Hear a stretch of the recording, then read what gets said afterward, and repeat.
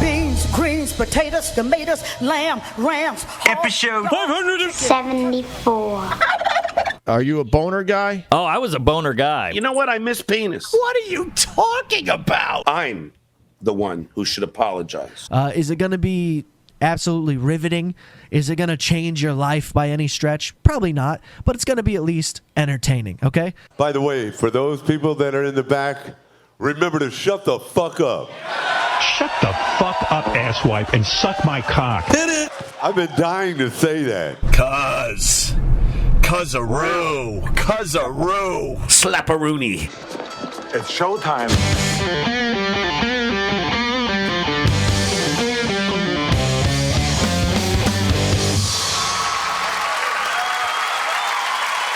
WATP.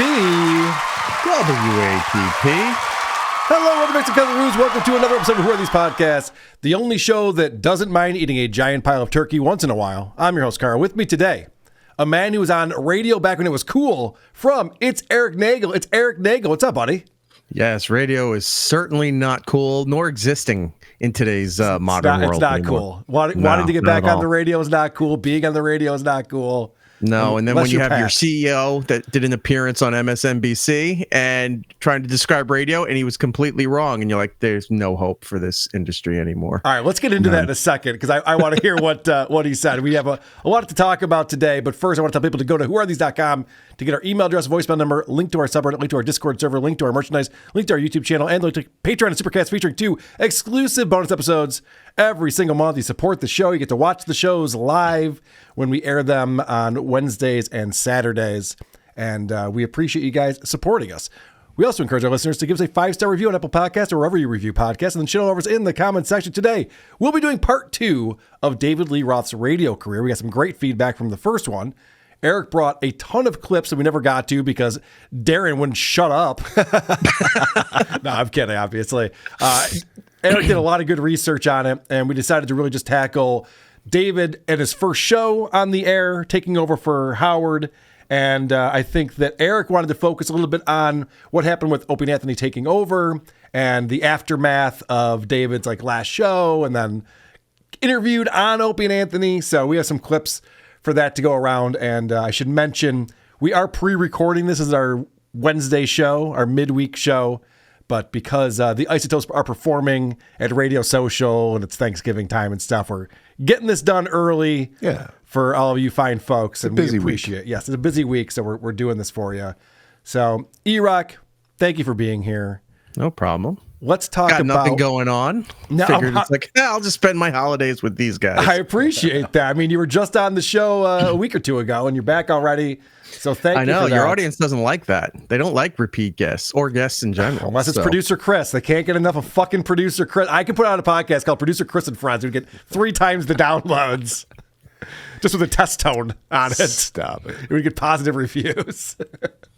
So Erik, where do you want to start? What are we looking at first here?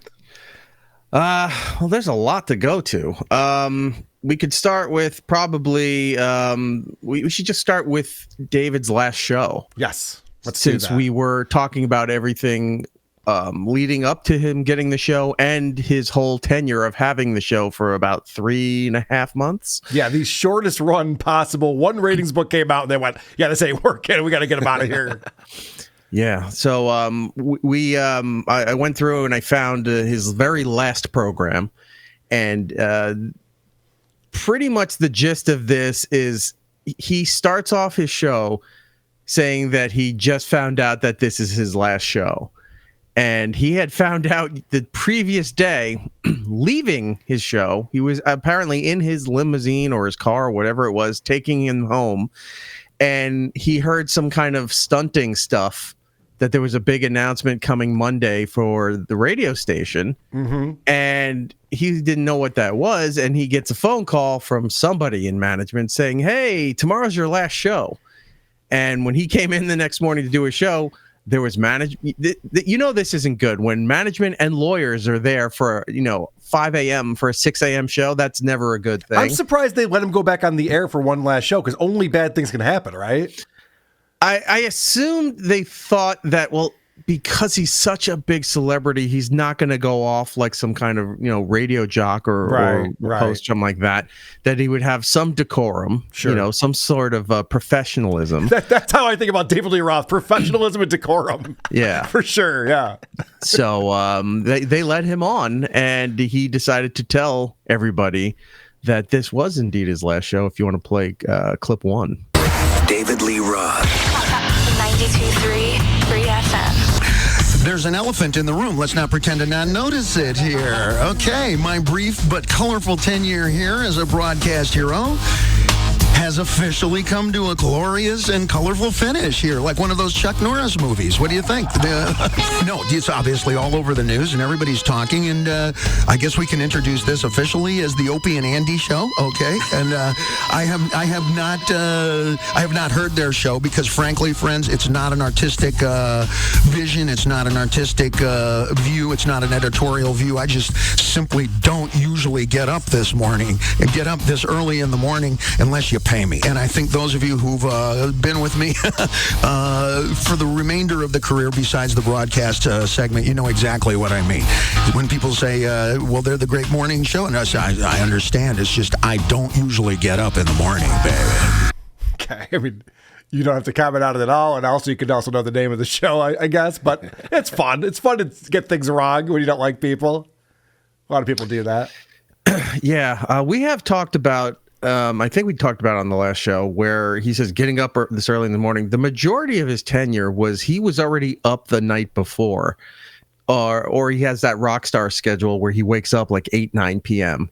and he was up throughout the night and then comes to do the show. So when the show's the Anthony done, Cumia way of doing morning radio. Yeah, and then the old adage of 4 and out the door was the same for Mr. Lee Roth, as he would hop into his car, go home, and he would crash for the rest of the day. Like, you couldn't reach him. He wasn't out doing any kind of press or musical ventures or any of that stuff. He was just, living in his own world. Who the fuck wants to get up at 4 a.m. every day, E-Rock? It's miserable. Nobody. Even if they're paying you, you don't want to get up and do it. Who would even do that? I don't know anyone who would do that kind of schedule. Honestly, I think if I had a morning radio gig, I think I would try it this way too, where it's like that's the end of my day, the radio show, and then I'd crash after that. But I don't know. That might be tough. Hit a couple bars on your way in. Yeah. So he's there, and there's management there, like I said, and I think from what I understood, there's some sort of legal counsel also there, not in the studio itself, but like there at the station in case things go awry.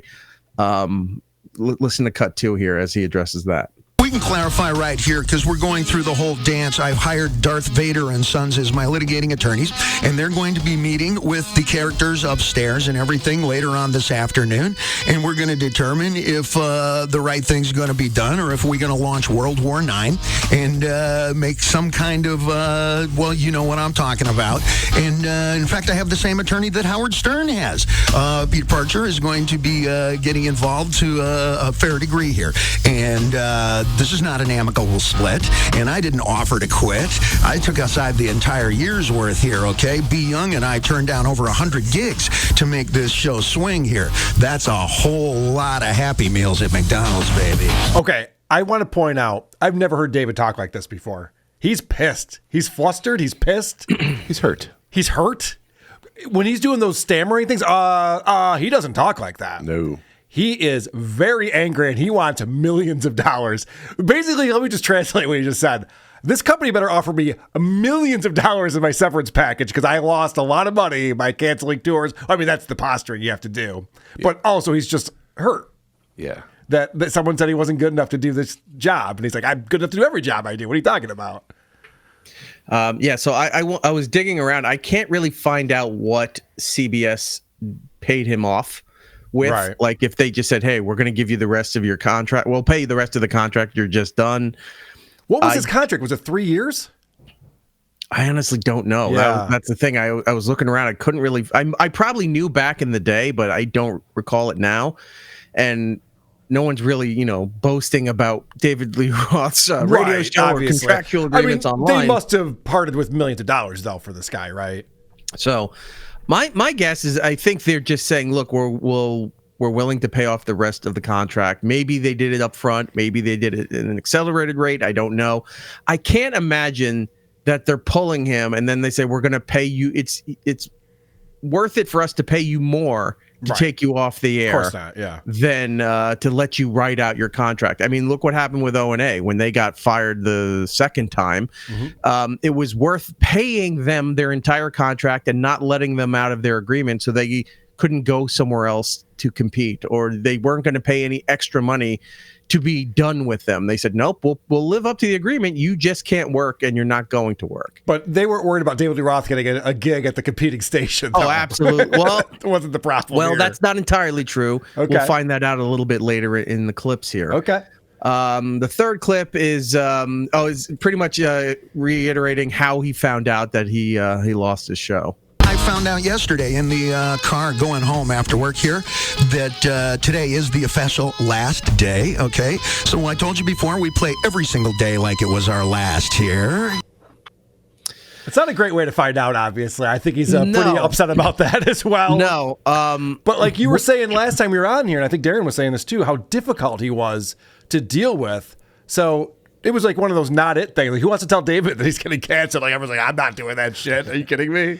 My theory is that the reason why they told him when he got into the car on his way home was, one, they didn't have to tell him in face to face, but two, they knew that was the only time they'd probably be able to get in touch with him where he was awake. Right, because he's dancing during the commercial breaks, as we know. He's cranking music and dancing and shit. He's getting electric shocked by everything. Right. Sand everywhere. He's playing in the sand. He's building a castle. Mr. Roth, not now. So they're like, well, we know he's still awake on the car ride home. Give it about 5 minutes. Start doing the stunting, the teasing, play that stuff during the commercial break, and then we'll give him a call and see what's going on. Also, I want to point out too, the management at the time still was Tom Chiasano. Oh, right. Where if you're a Howard Stern fan, of course you know who Tom was.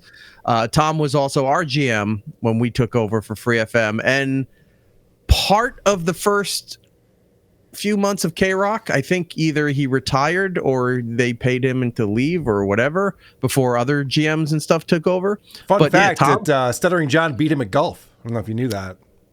Wow, there's an accomplishment. Tom was there for this entire thing, for the whole Howard run, when Howard left, taking over for Dave, getting rid of Dave, and then us coming in. All right, let me ask a naive question, because I didn't live in New York City. I wasn't in the market. And like I said, we got Rover's Morning Glory. We didn't have David Lee Roth in Rochester. But Opie and Anthony is on the radio at this time on afternoons, right? No. Oh, they're not. We're doing mornings at XM. Well, okay. So they weren't on any FM station at this time. No. Okay. Actually, you know what? The year before, this was 2006 when we took over. So like in the fall of 2005, they actually were playing edited versions of our show. I think up near whatever Weeze's station was at the time, 95X, 94.1. Yeah, it was. Yeah, it was either 95.1 or 94.1 when they were playing Opie and Anthony in the afternoons, 2 to 5 edited. We had a temporary deal with them. It was a short. That's how I learned about them. And then where they were taking the satellite morning show and they would edit everything and then play it, I guess, in the afternoon or whatever. So we were never live. Fun story, E-Rock. That was the first thing my wife and I bonded over, was listening to Opie and Anthony in the afternoons. And the day that they took them off the air, I think was the first time she texted me. Said, what the fuck happened? Where are these guys? Well, there's a healthy relationship. Yeah, right. We're through. Look at us now.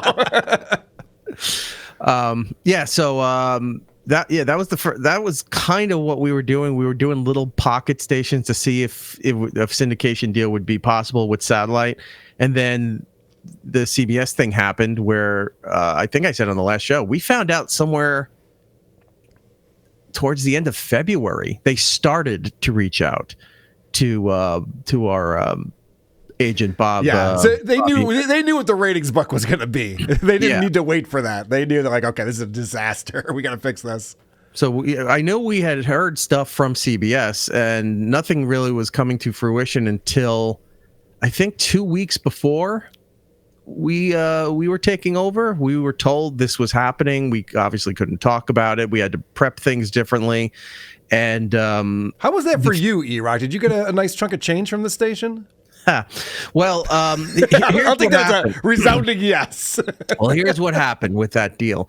So CBS insisted that our show be done in their studio because they wanted us physically there. Correct. Yep. So that because they're paying all this money, they wanted part of the show to at least be at one of their properties.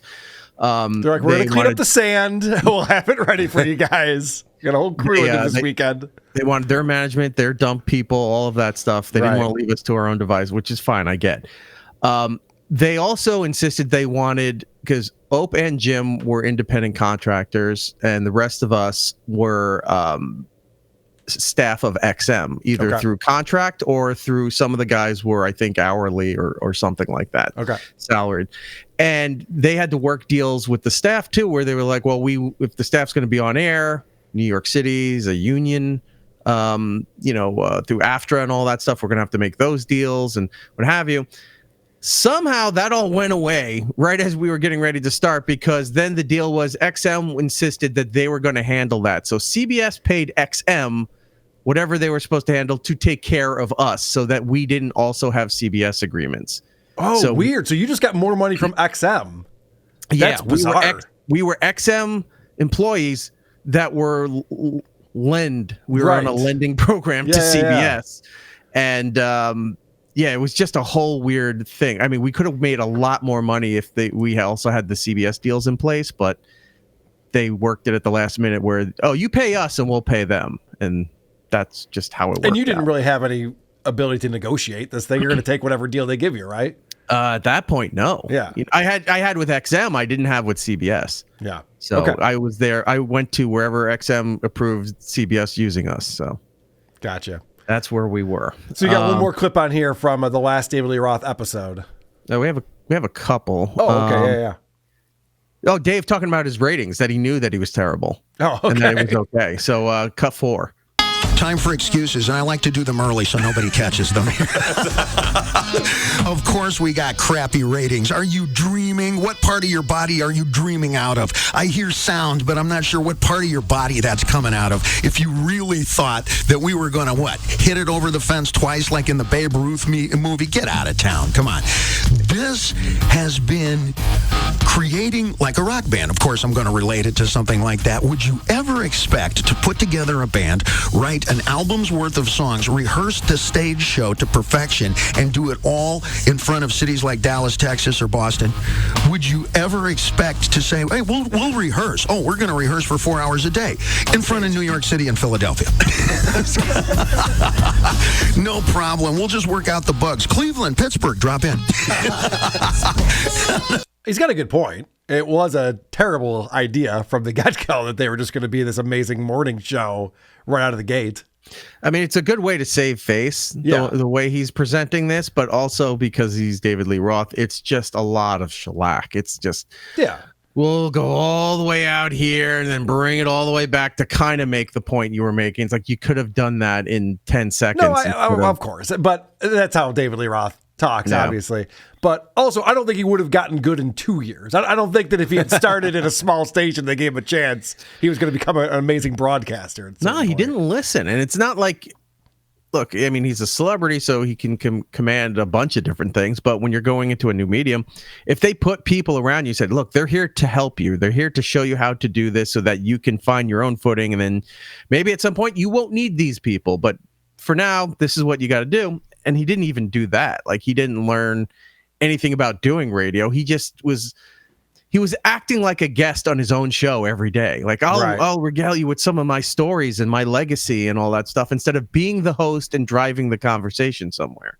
Right. And you can see he needed pauses to think of what he was going to take next by ramming up the rock bed where the rock never stops for some reason on his show. That bed had to come up, and then for 10 seconds he's pontificating in his head. We should do an episode with a music bed playing the entire time. So that there's no dead air, there's no pregnant pauses for thought as you're reflecting on something you played. Whenever like something happens, just pot up a rock bed of the Isotopes and then bring it back down and say your thought. Now you're speaking my language, E-Rock. Let's do that. There you go. All right, I was wrong. You do have a couple more clips on here from David Lee Roth's last episode ever. All right, so this clip here is where Dave has options. He has a place to go. CBS doesn't have him over a barrel like they think. Okay. I think what we're going to do is we'll solve this, like I said, at some point, I'm going to imagine relatively soon. And the shouts are out already to Sirius Radio and, all the other, et cetera, et cetera. And what that means more than anything for us is beyond even satellite as it means television. He getting fired from radio. The TV station's like, we got to get this guy. This guy's amazing. Yeah, he thinks that he thinks that this is some sort of reality show that could easily be translated to television. And at this time, in the mid 2000s, is when all of these terrible reality shows were booming. True. Survivor and then American Idol and those kind of things. So it's like, well, every network's going for this. I'm David Lee Roth. We'll get at least a VH1 series out of this thing or something. We all remember Dave TV when he would take over MTV. Who wasn't watching that shit? It was great. Right. So he's got some reels and things he can show people. My favorite part of this, because it happens now in the current day. He thinks, that there's just going to be open pocketbooks at Sirius for right. Look, they just made this big deal about Howard. Yeah, they'll give me money now too. Go there too. We could follow in Howard's footsteps. It'll be perfect because he can do afternoon, so he can sleep in. Yeah, it makes nothing but sense. By the way, Robo Shitstain MK9000 in the Discord says he could see like a Osborne style ripoff with David Lee Roth. Osborne's was huge at this time. Oh, God, yeah. But Dave has no family. Right, yeah, Dave has no family, and he lives in like this weird... It would just be Dave stumbling around his backyard, hucking a ham over his fence for no reason. Well, he lives in that place with no furniture that he's never been inside before. Yeah. Like, didn't Darren say he had like 3 different residencies? Yeah, the windows are always open. The windows always open. Anyway. Maybe they should have done it. Maybe they should have. Yeah, they should have. They missed an opportunity with it. But he's thinking, it's like, we'll just talk to Sirius. Sirius is throwing around money. That we'll take that opportunity. It's like now when a couple years ago Rogan got the first real $100 million deal with Spotify. Yeah. Everybody's like, we could just make a deal with Spotify now. Yeah, Spotify is just like spending ridiculous money on everybody. And then, unfortunately for DLR, he found out that. Nobody cares. There he is. Who's his partner? Yeah, so it's that mindset when you see one thing happening where it's out of the blue, kind of paving a new way for things to be done. We'll just get $100 million from Spotify. We'll go to Spotify. We'll go to SiriusXM now. Chris, write that down. Let's get $100 million from Spotify. Finally. Yeah. Why didn't you think about that? I want some of that internet money, guy. Give us some of that internet money. So the last clip here is Dave seeing the future of his show and entertainment. Okay. So there's a place for everybody. And I think our place might well be to go for the satellite because they're going to connect up. Would that make us arch rivals or something? Because this is now, this station is teaming up with XM, right? They go on satellite. Smooth moves, X-Lax. I told you that was going to happen, right? I told you about global warming and this. And it came true. Exactly. And next is going to be the internet. Okay. That's a good prediction. The internet. It's 2006. The internet's been there for at least a decade. Yeah. And that was the era of those 2-3 years in the middle where MySpace came to fruition. Facebook was just starting to come out. And later that year, the iPhone is going to debut. So this is the time for the internet. Now, hey, let's do satellite first and then maybe the internet down the line. It's it's happening now. I got to hold on a second, though. I'll give David some credit because when did Adam Carolla go over to doing a internet show? I don't know if they called it a podcast back then, but he did not have a lot of viewers or listeners. Like, people weren't quite ready for this yet at this time, right? We didn't have all of smartphones. We weren't able to just listen to streaming shit and download them. We had Pal Talk. Pale Talk for sure, yes. But I think, obviously, he's not going to get a deal from satellite, but that probably was the right place to go because there was a lot of buzz at that time with Howard going over to satellite. I know I had my Sirius radio the minute Howard Stern was starting up over there. I got a free one when they sent us down to the day Howard did his last show. He had a big kind of gathering down in Union Square. Yeah.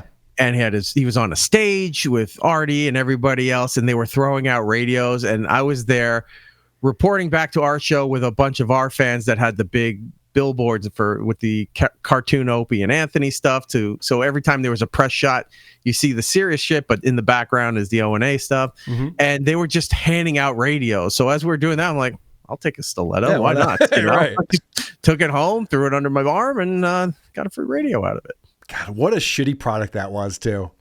The original satellite radios were such fucking garbage. You had to have them positioned in a certain place near a window. Yeah, the car one sucked. We had a deal when we were coming on. We had a promotional deal for something they called the Roadster, and it was just this cheap little thing. You had a magnetic antenna that you had to run a wire through your windshield. To put it on I had the same thing in my car. Yeah, I had the wire going up through the door, and it fucking scratched up the top of the the paint and everything. So you had this little tiny thing there that had to have essentially it's like the hands-free phone clip for your air conditioning vent. That's what we had the radio thing on. And then in 2006, XM had the MiFi, which was the first portable one that would work live if you were walking around, and you would get the signal. Sirius had the Stiletto, which was just this long, black, sleek. It looked like a remote with no buttons, right? But it's portable, but it wasn't live. You had to record the programs that you wanted and then take it with you. It was like the old iPod where you can upload everything to the iPod and take it with you, but you can't tap into anything current. And the technology was so wonky for so long. It sucked so bad because I had a very short commute into work to E-Bombs World. And so I had to get to listen to Howard Stern on that short commute. And then it's not like it's streaming on the internet like everything is now. Right. You get into work and you can't listen to it anymore. And then they didn't run it on repeat back then either. So if you missed the Howard Stern show in the morning, it's done. It was all appointment. You missed it. Somebody reminded me, I can't find this clip for the life of me, but somebody said we were talking about E-Bombs World once on O&A because we used to have, I think his name was Drew from FARC on all the time. And whenever he was on, we would get emails from you guys. So let me explain what this is real quick. Okay. So you know. E-Bombs was working very closely with Brother Weeze. We were going to start a comedy club in Rochester, and we had Weeze. He had all the connections with the comedians. So we had Weeze coming in weekly with meetings, and we were talking about a bunch of different projects, actually. So I got to see Weeze every Friday when I worked at E-Bombs World. I would purposely listen to his stupid show so I knew what he was talking about, so I could at least talk to him about whatever. And so you guys were talking about, it wasn't FARC, but it was another website that was a competitor to E-Bombs. I'm blanking on it right now.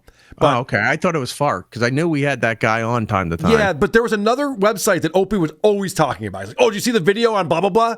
And I remember on, I think it might have been me going, Opie keeps promoting this other thing. And so E-Bomb and the guys told Weeze to tell Opie to talk about E-Bombs World instead of the other competitive website. And I remember when Opie was just like, yeah, so I was looking at E-Bombs World. I'm like, okay, he's pissed and he has to fucking do this. But of course. Okay. I got to remember what the name of that site was. If anyone in the chat remembers what the other, there was something awful. That was one of our competitors for sure. But there's another big site that was similar to E-Bombs. Something awful. Was that what became Live Leak or something? I don't think so. I think something awful is still something There was awful. some website.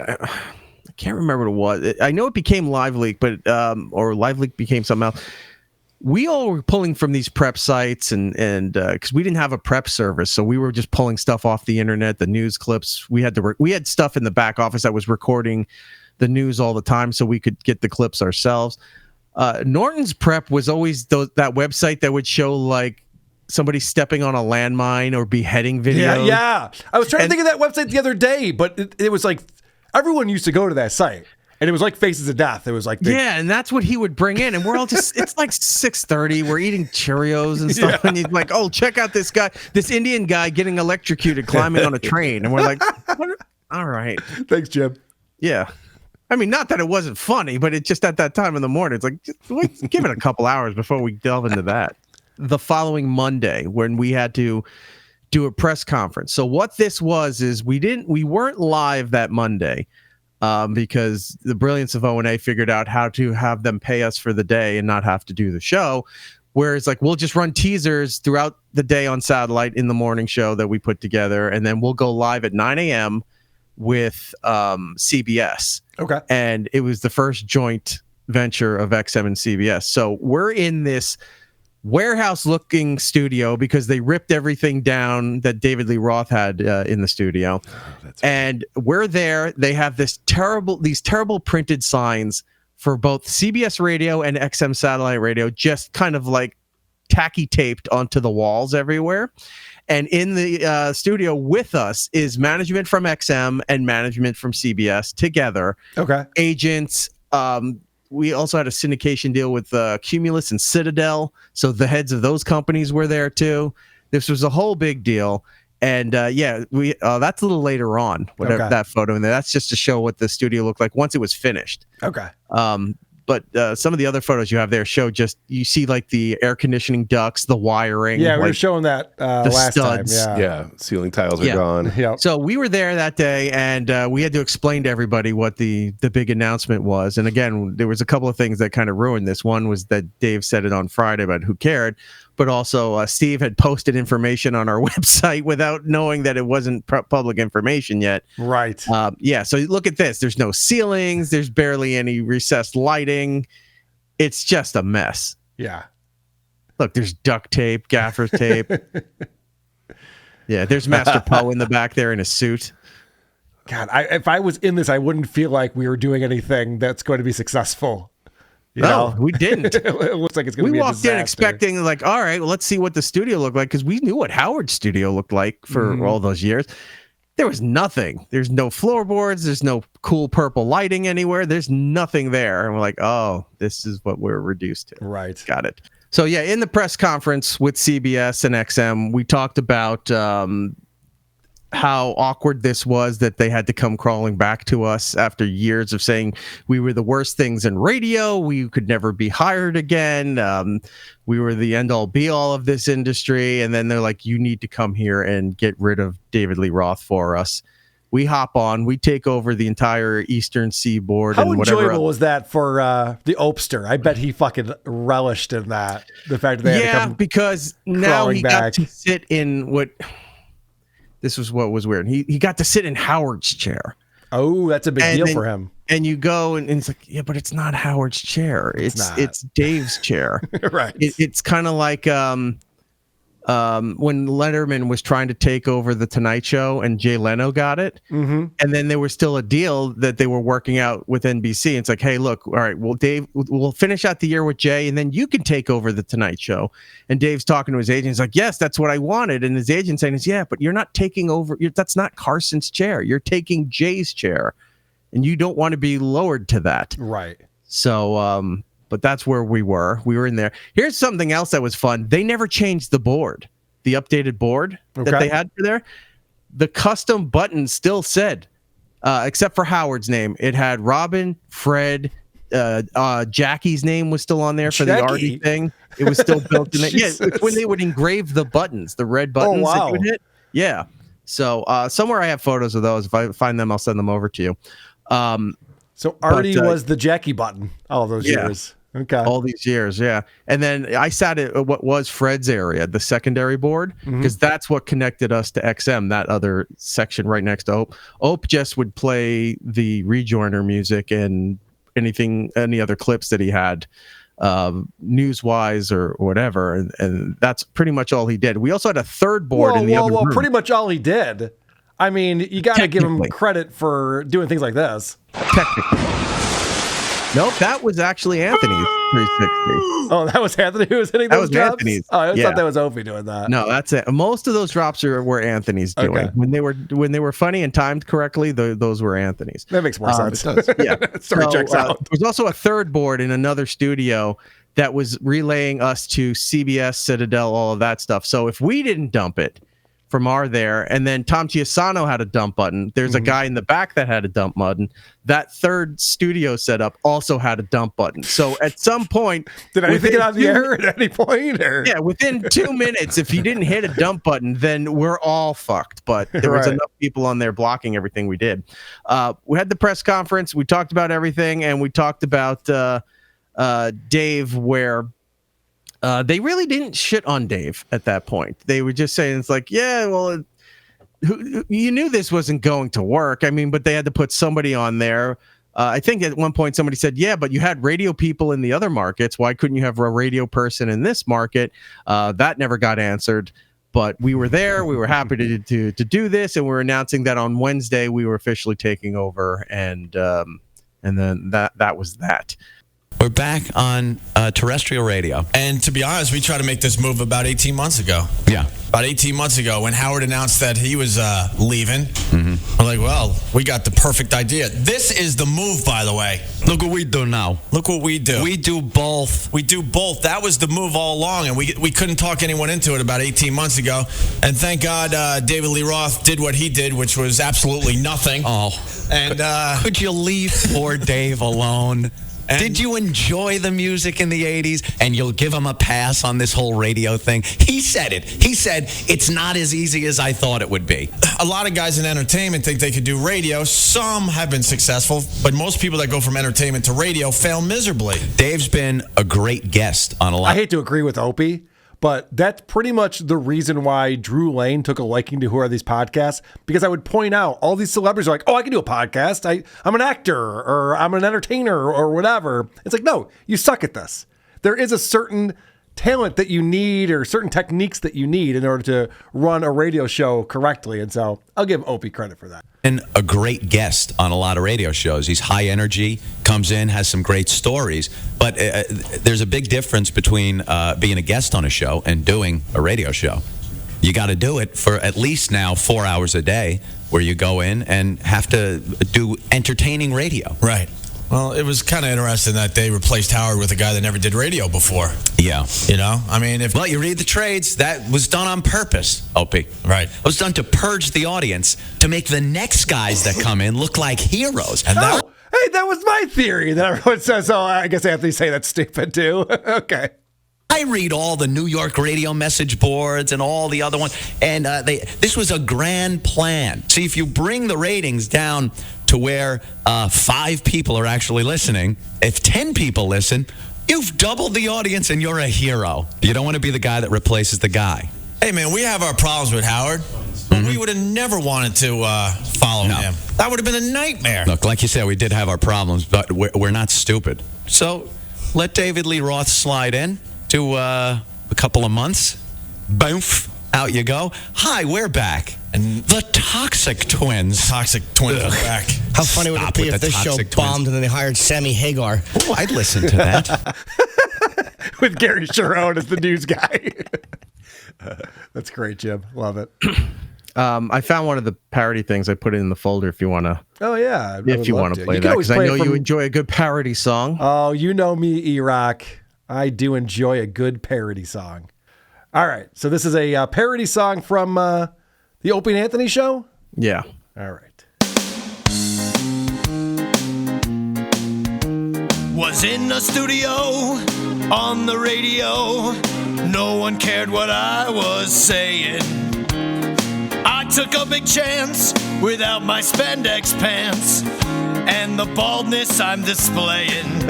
Every single day, I turn fans away.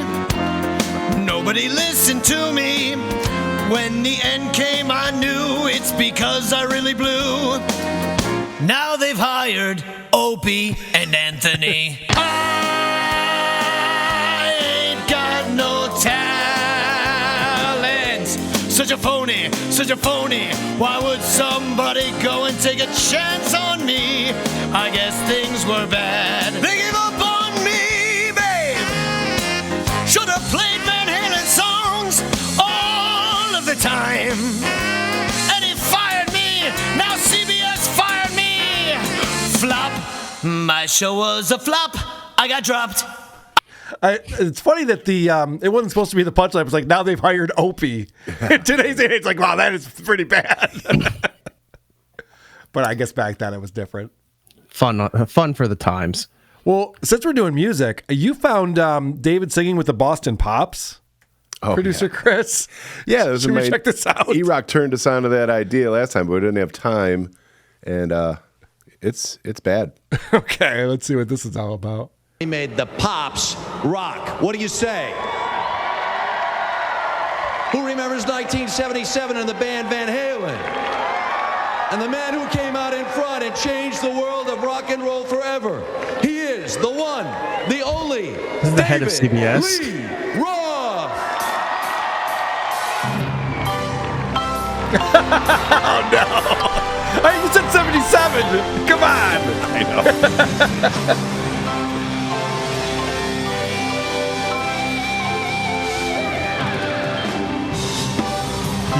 Oh wow! What year is this? You think?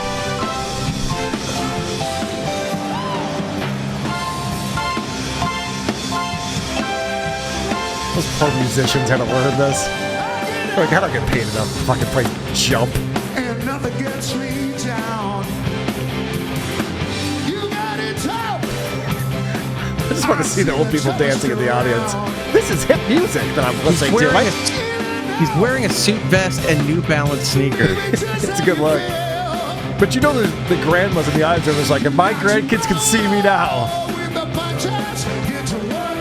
That's familiar.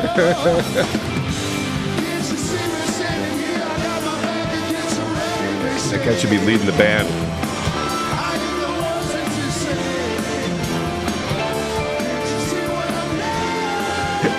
I love the vibes. Really adds to it. No rock star energy whatsoever. Like nothing. He's like, I'm out here to do my corporate gig and I'll like be a on my way. telethon. Yeah. Raise some money for those kids. I need to get the fuck out of here. Oh, Dave. All right. Now that we got the music segment out of the way, do you want to talk about David Lee Roth going on Opie and Anthony? So once this whole thing kind of settled down around 2007, we were starting to get ads like, would you have Dave back on the show? Yeah, we'd have Dave on the show.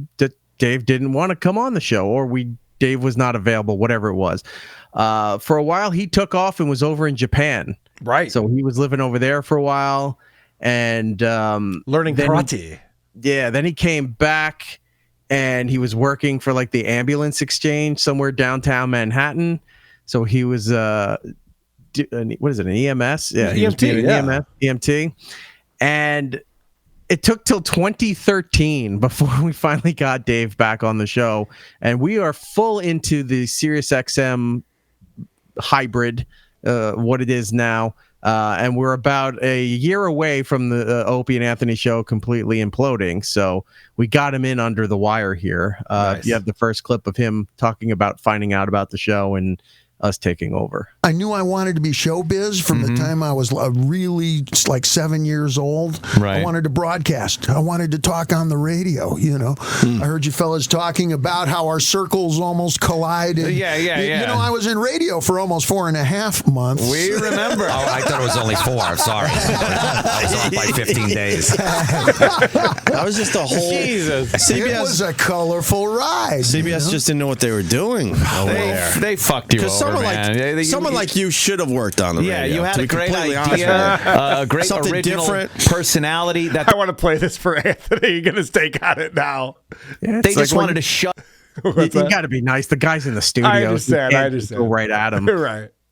Personality that they just wanted to shove into that 6 to 10 radio guy mold. That's not you. Well, there's the top 40 mold, you know, Right, which yeah. most of us, a lot of you listening, grew up with, which is that really hyper-static, you know, it's hopping and popping and popping with the best bet for the boss beat at the top of the pop. Used to practice that on a lot of playgrounds. Yeah, but it meant nothing. There's no substance behind that. And then you would practice FM DJ. Oh yeah, you know, which was kind of like, here's a brand new one from Janice. Janice. And that's I know sped her. up into, a little bit more modern, whatever. But if you're coming with anything that's different, anything that's new, then you fellas know better than anybody. Ooh, look at you. Yeah, you're going to have to find your own audience, and you're going to have to, it's like chiseling away at a stone from other people's mountains. They don't want to hear it. And talk about giving you time to build an audience. It doesn't exist. No. Hey, where's the first ratings book? Well, get the fuck out. See you later. Yeah, It's not working. You can't interrupt. Dave's telling a great story. You can't interrupt him. Go, I got to do the weather. And we got to do the traffic when he's on a roll about something. Well, we also listen to Florentine. Dave's telling this amazing story. Was he? Did he? Florentine, loves all the rock guys. I know. And they all know. He's friends with all those guys from that metal show. The comic in him supersedes everything. So while he's saying this, he's doing it where he's got like the Jack Nicholson Joker smile going. Yeah. So he's talking here, but out the sides of his mouth is like it's like I'm really lambasting this guy as I'm trying to be his friend. They were also like pushing. Well, you got to have a traffic chick. One that you kind of have a larcenous designs upon, and you need to have a sports block, and you need it's the familiar diet, which in the right hands, Sure. So yeah, they're being very polite to are Dave. But now so very- much time has passed that it's just like whatever. We don't need to rub it in anymore. We got the gig. It's all good. If you want, while you play the other clips, there's a photo in there of both the Opie and David Lee Roth together, because he's dressed like a newsie, like he's got one of those old British style caps and a worn down. There you go. He's got his overalls and a flannel on. Yeah. But in the other photos, he's got like farmer. an old Fonzie jacket. It's such a weird look. There it is. Okay, yeah. And he's doing different outfits for different photos with both Opie and Anthony for some reason. I think what it was is that Opie usually didn't like getting photos with anybody that was in the studio. He doesn't look like he wants to. Unless we have to, hey, we got to put it up on the website or something. I think Dave was leaving, and then Opie decided last minute that he was going to get a photo. So that's why he's got the jacket on. Gotcha. We heard the stories after you left. Is it true you demanded palm trees? Because that story went around the building for a while. Yes. That you had crazy demands that you needed palm trees in the studio. Well, what happened was I said, after a lifetime of danger and intrigue, international danger and intrigue, why stop? I'm an expert now. I heard not only palm trees, I heard you wanted sand brought in to make an entire beach Let's go in the to studio. where the palm trees are. We'll rent a small but palatial hotel room. Nice. All right. We'll broadcast from there. You That can put works. the line in, we can go on the net, etc. And showing up is not the issue, guys. Clearly. So why not do it from Vegas? Why not do it from Hawaii? Gee, well, you'll have to get up at midnight. Woo!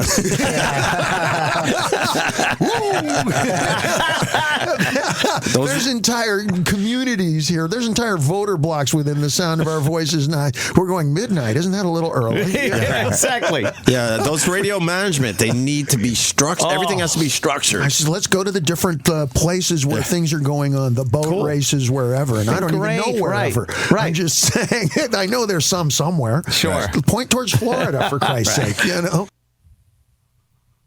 Those radio managers, they always want structure. Yeah, they want the personnel to be there on time. Timely conversation. Right, yeah. And, Go figure. people are only in their cars for 10 to 15 minutes, so you want to make sure you hit them with the good stuff. And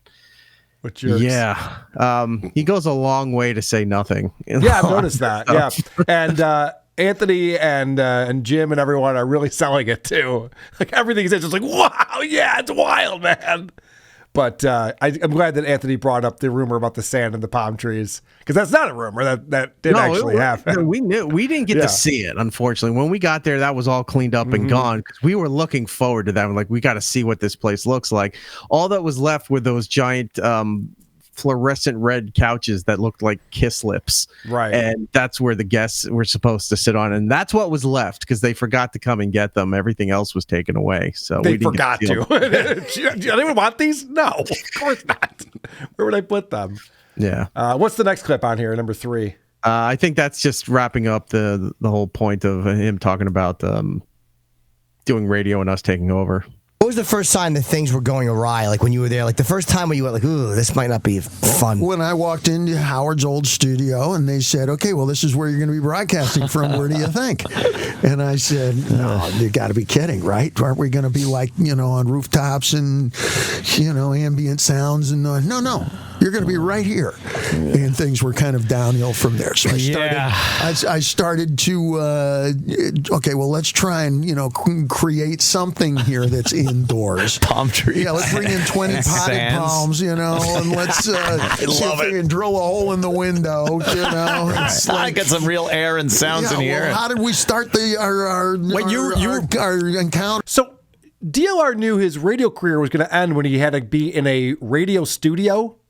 That was his biggest prize. Like, wait, I'm doing this from a radio studio? No one told me that. Like, yeah, you're on the radio now. It's do you see signs of that logic that applied to maybe when somebody got a podcast deal with Westwood One? Oh, right, yes. And they said, be outside, walk around my Zoom recorder.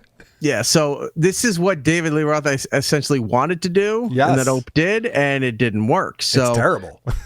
I get not wanting to be in the studio all the time, and that's fine. You should do from remote locations and other things and change it up a little bit. But for the most part, your day-to-day should be in a set area that you're comfortable with, that you're used to, that you have everything there. So the equipment is there and it works. Yeah, familiar with it. Right. Yeah. So we start off with the great outdoors. Guys, it just... You were responsible for the window? Yes. Yeah. You were responsible for the window? Yes. We love that window. Yeah, that window was blocked up. Yeah, when Howard had there was a rumor Howard was scared of snipers. So there was this beautiful window that he had blocked out.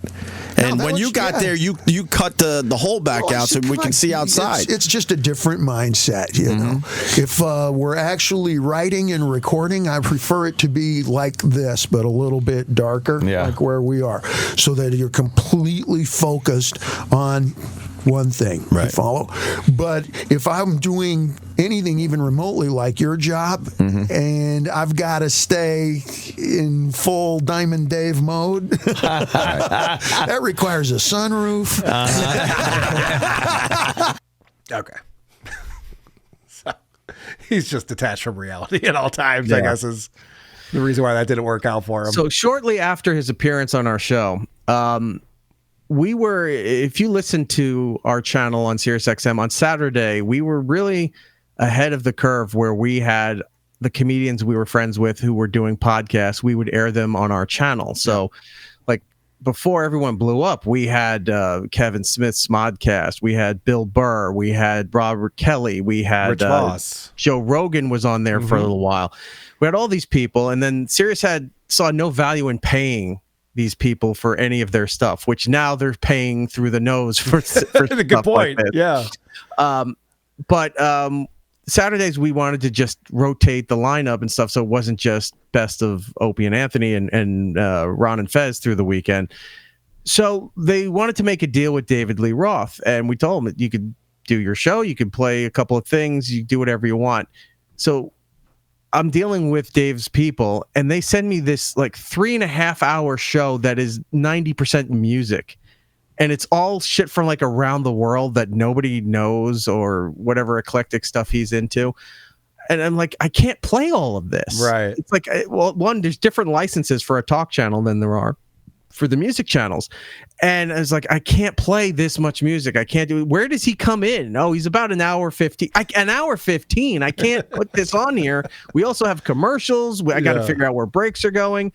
I think we aired maybe 2 episodes of his show, and we're just like, this is impossible because he can't focus. He can't get to what he wants to do. We reviewed his podcast in a couple different forms over the years, and it's unlistenable. Yeah, it's really difficult. And then we wound up having to drop it, and then you feel bad because I'm like, that's twice he got fucked by us. But what else can we do, you know? What are you going to do? You did your best. We did. All right. Well, thank you very much for giving us some more information on David Lee Roth's short-lived radio career.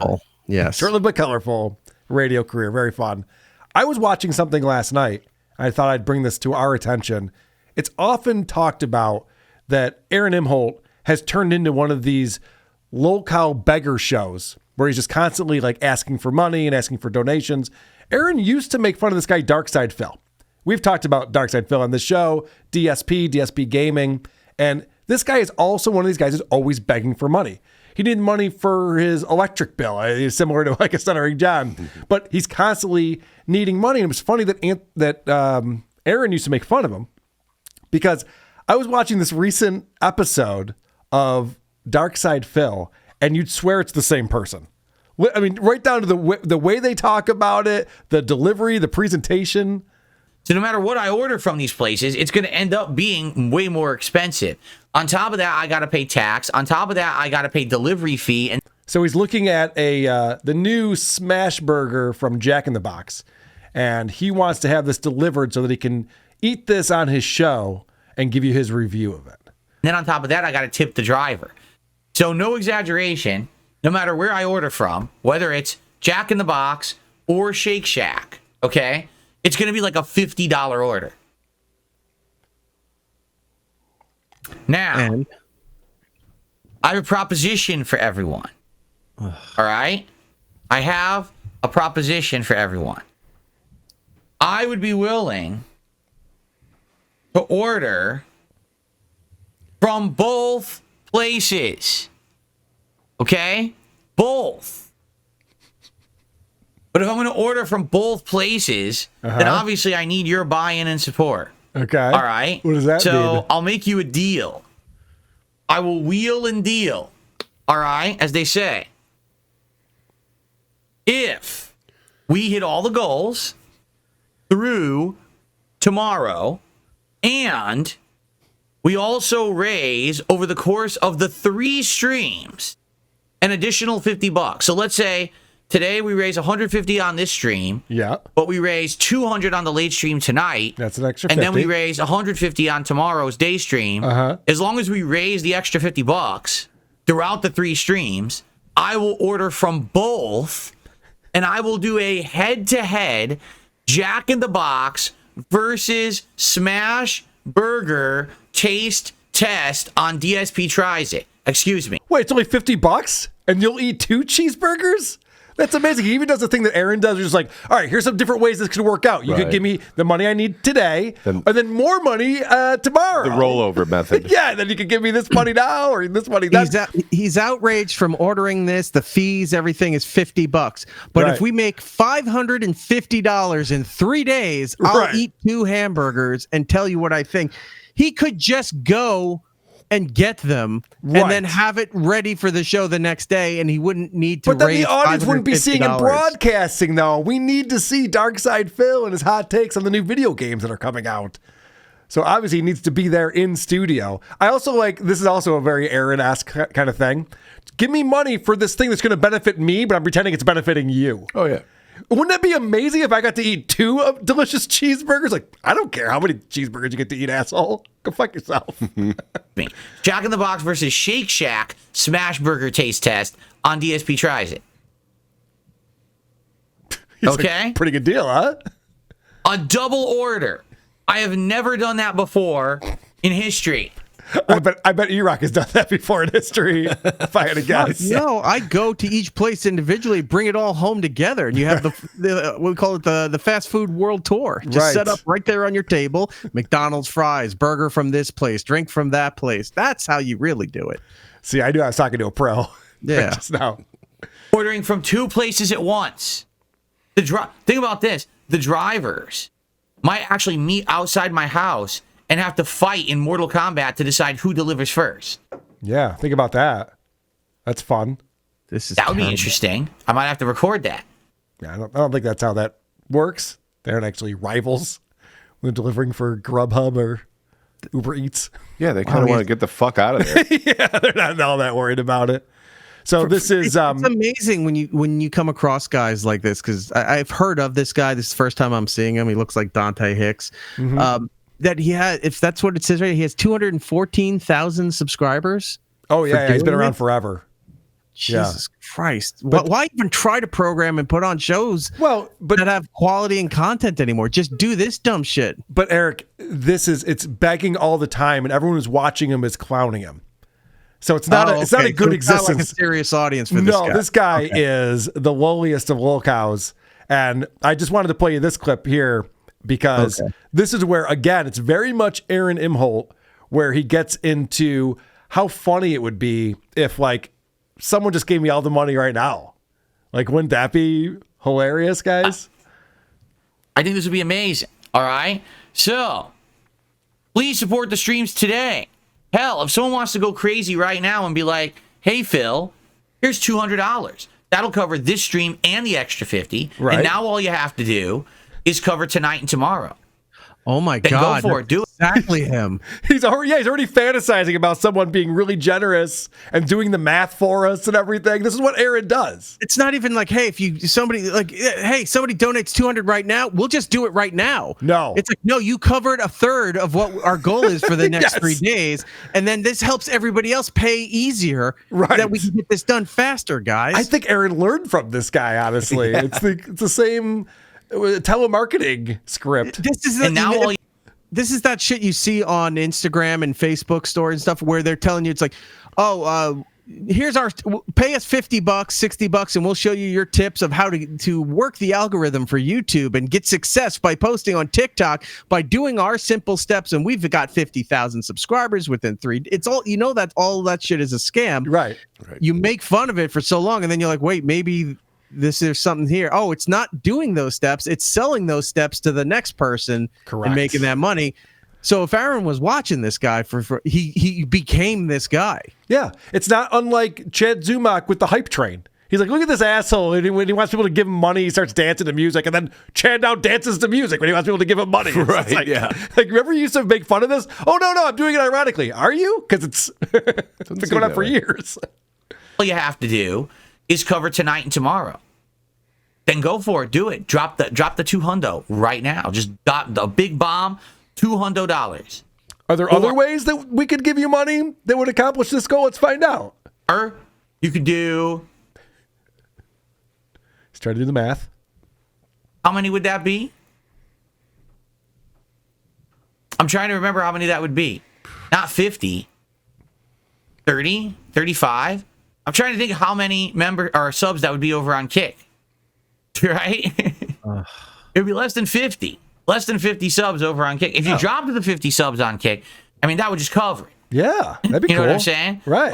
Or perhaps someone wants to do a giant super chat to cover it. Right? You'd be okay with there that? There you go. So let's do it. Let's hit the goal of this stream, and then let's exceed it by the 50. And let's do a big double order for tomorrow. Is that crazy? I would like nothing more than to do an actual 2-business head-to-head smash burger taste test live here on DSP Tries It. I would actually very much enjoy that. Yeah, I bet you would. would. So let's make it happen. Right? Let's make it happen. So it would be 40 subs. If someone wants to drop 40 subs over on Kick right now. Sure. That would cover this stream. That would cover the extra. We just need to hit the next 2, right? Here you go. Big Papa Phil says DSP's Fast Food Wars series begins. That would be cool. All of these guys, as soon as they start talking about money, they light up and they're like, and you could also like gift a bunch of memberships. And if someone just wanted to like give me Venmo or PayPal or Rumble Rants, or they get so excited about this script. Sir, it hasn't happened yet. I know. It is mine. It has happened. But at least with this wiener, he gets around to talking about video games, right? With Aaron, you just get Aaron. It's too much Aaron. This guy also, too, it's like he pulled from, I forgot the guy's name, but Ant used to do the impression of him selling the McGuire rookie card. The guy who would sell baseball cards on Home Shopping Network and stuff like that, with all the different ways. Like you could call out now with that. We got the flex pay. You got all these other, like they're telling you the different ways you can give them money. And then watching this guy now for the first time and knowing what Aaron's been doing, it's like when you have a favorite song and then all of a sudden you realize, oh shit, they plagiarized the song, and they show you clips of where they took the song from, and you're like, oh my God, it's not even his. Right. He's just doing it better than the other people because he's got more attention on him, but it's not even his concept, his act. That's why it's so funny to me that Aaron thinks he can clown other people when he's just literally going, we got to hit the goal today. You know, what'd be really funny is if we had 5 people give us $20, that would get us to $100. Would lower our goal. We'd only need 180 more after that. You're just like all of these like weird equations and none of it makes sense. You're like, yeah, but none of this is happening. So why are you doing the math on that? Who cares? The difference. Johnny's like, yeah, that'd be great. If Johnny came on the show and cried every day, I'd definitely donate towards the goal. That would be amazing. I think I would too. All right. We gotta move on to another buddy of ours.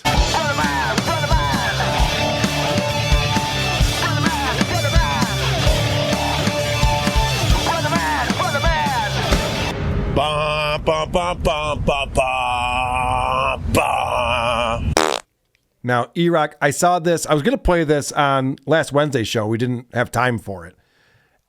It was Misery Loves Clips put out this clip, and he was actually donating to Opie and trying to get Opie to talk about what his take is on Misery Loves Company and stuff like that. And so Opie recognizes that this is going to get clipped, and Opie can't control himself, of course, and goes right along with the program.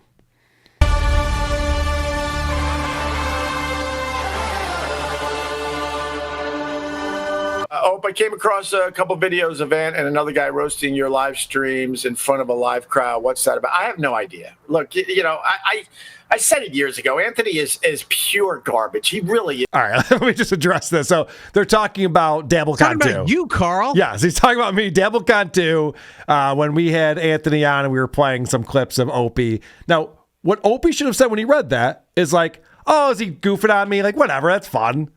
Oh, he's roasting me. Whatever. I roast him too. I say shit. He says shit. Whatever. Instead, look at how worked up he gets over this thing. He didn't even know existed and still doesn't know if it exists or not. Correct. But is it worked up, or is it the phrase you coined? I think it was performative John. Yeah. Where John just he knows this ahead of time, and I'm just gonna go and pretend to be outraged. But when you watch it, you go, oh, he's acting up. He's not really. Well, you know him better than I do, obviously. You've had a personal relationship with him for a long time. So you tell me what this is. Yes, because, and I'll tell you why. Like, yeah, obviously we don't get along, and there's been a lot of attacking back and forth and whatnot.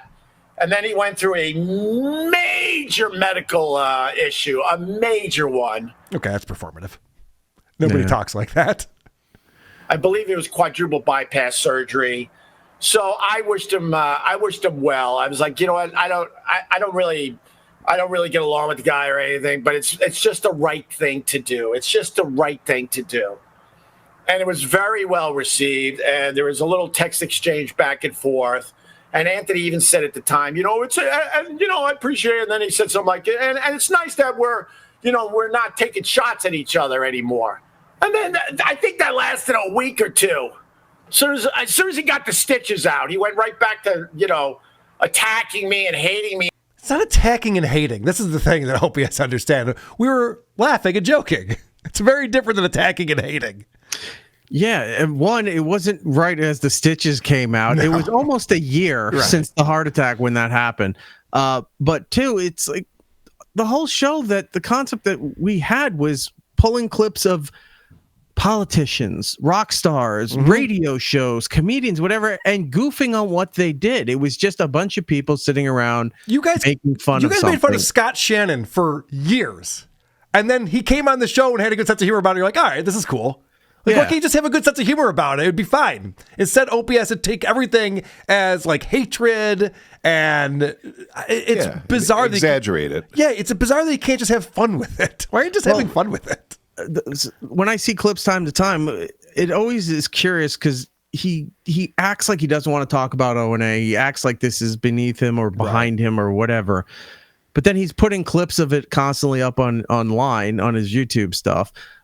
He purposely puts those texts, the chat messages up that aren't paying for it. It's not like the paying ones he's addressing. Right. He's scrolling through his chat room and puts them up there and addresses them. because he knows it's content. He knows it's what people want to hear. And I think he does this where he's like, oh, that'll get clipped and put out somewhere so people. Yeah, he's trying to be above it and also in the mud at the same time. Yeah, using it to promote himself, which you should. We all should when those things come around. Of course. But it's how you react to it. You could be upset about it and then talk about how you feel and then handle it in a different way. He always acts like it's somebody standing outside of his property, holding up signs that saying you sucked in front of him. Right, and his family. Yeah. I'm not actually fucking with his real life. It's not that personal level. It's always based on what you're putting out there professionally, be it your stream, the radio show, any of those things. You have to take that because that's what we do. Good or bad, we have to take it. When he had Carl Ruiz on the show, I'll never forget, we were making fun of Opie every episode of one of these podcasts, and Carl Ruiz was his main co-host at the time. And we were making fun of Opie for talking about how great the tater tots were at Jeremiah's. And Carl Ruiz, tweeted at me. It was just like, yeah, no, Opie thought they were great. The tater tots are all the same. It's all the same shit wherever you go. And he's just like, he was in on the joke. He wasn't taking it seriously. It's like, why does Opie take this so fucking seriously? It's not that big a deal. Say what you want about his time with Carl or whatever. I got to talk to Carl shortly before he passed and stuff. He invited me down to his restaurant and I was hanging out with him. We talked for a bit. Carl knew a lot of this stuff. I knew how a lot of this worked from being a fan of Howard, from being a fan of ours for so many years. Yeah. He took a different approach when he was starting to do more with Opie. So some of the stuff got a bit more... He was a bit more sensitive to because Ope was sensitive to it. And then when he started to realize... sticking up for his friend, right. Right. And when he started to realize where to separate it, it's like, all right, on the air, I'll do this. But in real life, it wasn't that big a deal. Carl wasn't as bad as some of these people think that he was on the air. I always liked Carl, yeah. I always thought he was very good on the show. I particularly liked it when he would push back at Opie. Yeah, we call him the Ola gate. Yeah, right. On these incredibly low-level shows. All these low-level shows have asked me to come on, and I'm like, no, I'm not. So that's interesting. So he equates, they're talking about WTP Live at DabbleCon, right. And then he goes, oh, it's a low-level show. It's like, well, it was a live audience, maybe it's not that low-level, whatever. And then all of them have asked me to come on. I've never asked Opie to come on. I do not want him on this show. So if he's referring to me as a low-level show, I am not part of this. I promise you that. Not going to do it. No. So I don't know what that's about because, I thought there was some kind of truce, but he can't help himself. He can't help himself. In his defense, I had pulled all the clips. I was just like, look at this, Ant. It wasn't like we conspired ahead of time. Like, what are we going to say about Opie? Right. He was just doing the show, doing me a favor, and I was just playing this. So. But after that rant, he's like, in summation, I don't know. Right, I know. No, you've already said it all. And again, it's not a chat that he has to address because they paid money. Right, yeah. This is a freebie thing that he could have just saw that and I don't want to talk about that and keep going. Mm-hmm. But trying to knock me down every chance he gets. So stop wondering why there's no Opie and Anthony reunion, okay? Please. No one's wondering that. I don't know what that's about. It's ridiculous. Misery loves clips. I love this guy. I'm not gonna lie to you, dude. I'm not in the Dabbleverse at all. Is MLC one of the shows you consider low level? Someone's avoiding the question. Mm-hmm. Someone is avoiding the question. Misery loves clips. You're trying to get me to clip. You're trying to get me to clip. You're trying to get me to clip. Misery Loves Clips is a very good YouTube channel. As much as I think he's trying to get me, here, but I'm not falling for it. Look, just answer the fucking question. What do you mean? You're not falling for it. You're being ridiculous right now. Of course, this is clippable. Of course, you're falling for it. Kevin Brennan does a very good job. Misery Loves Clips, but the fact is, when these shows like Kevin and a lot of the other ones take shots at me, it's like, look. They're obviously doing better than me, obviously, but yeah, my shirt is doing better than you. Look at his shirt. What is going on with that collar? How does it get like that? He woke up. To me. Yeah. He wakes up, gets a cup of coffee, and turns it on because he's unfiltered. He's not prepared. It's just whatever happens. Yeah, and he's it's working with that look, amazing background that he has. The way he looks, it looks like he's free falling into the ground with the hair and everything. Like he's going through a wind tunnel and he's just about to hit the highway that's below him. Could you imagine there's homeless people watching this out in the street down there going, how did he get up there? You know, it's like when Shaq talks about seeing the girl at the zoo, like, whoa, what the fuck? How come you're out there? I was like, what? When you get even close to the success I had with the Opie and Anthony show, I mean, the fact is I wasn't supposed to be on that level for my entire life. It takes a lot out of you. So when people take shots at me and I see their numbers, and their numbers are better than what I'm doing with my live stream. So let's put that on the table. I'll give you all of it, not just the stuff that makes me look good. They're doing better than me.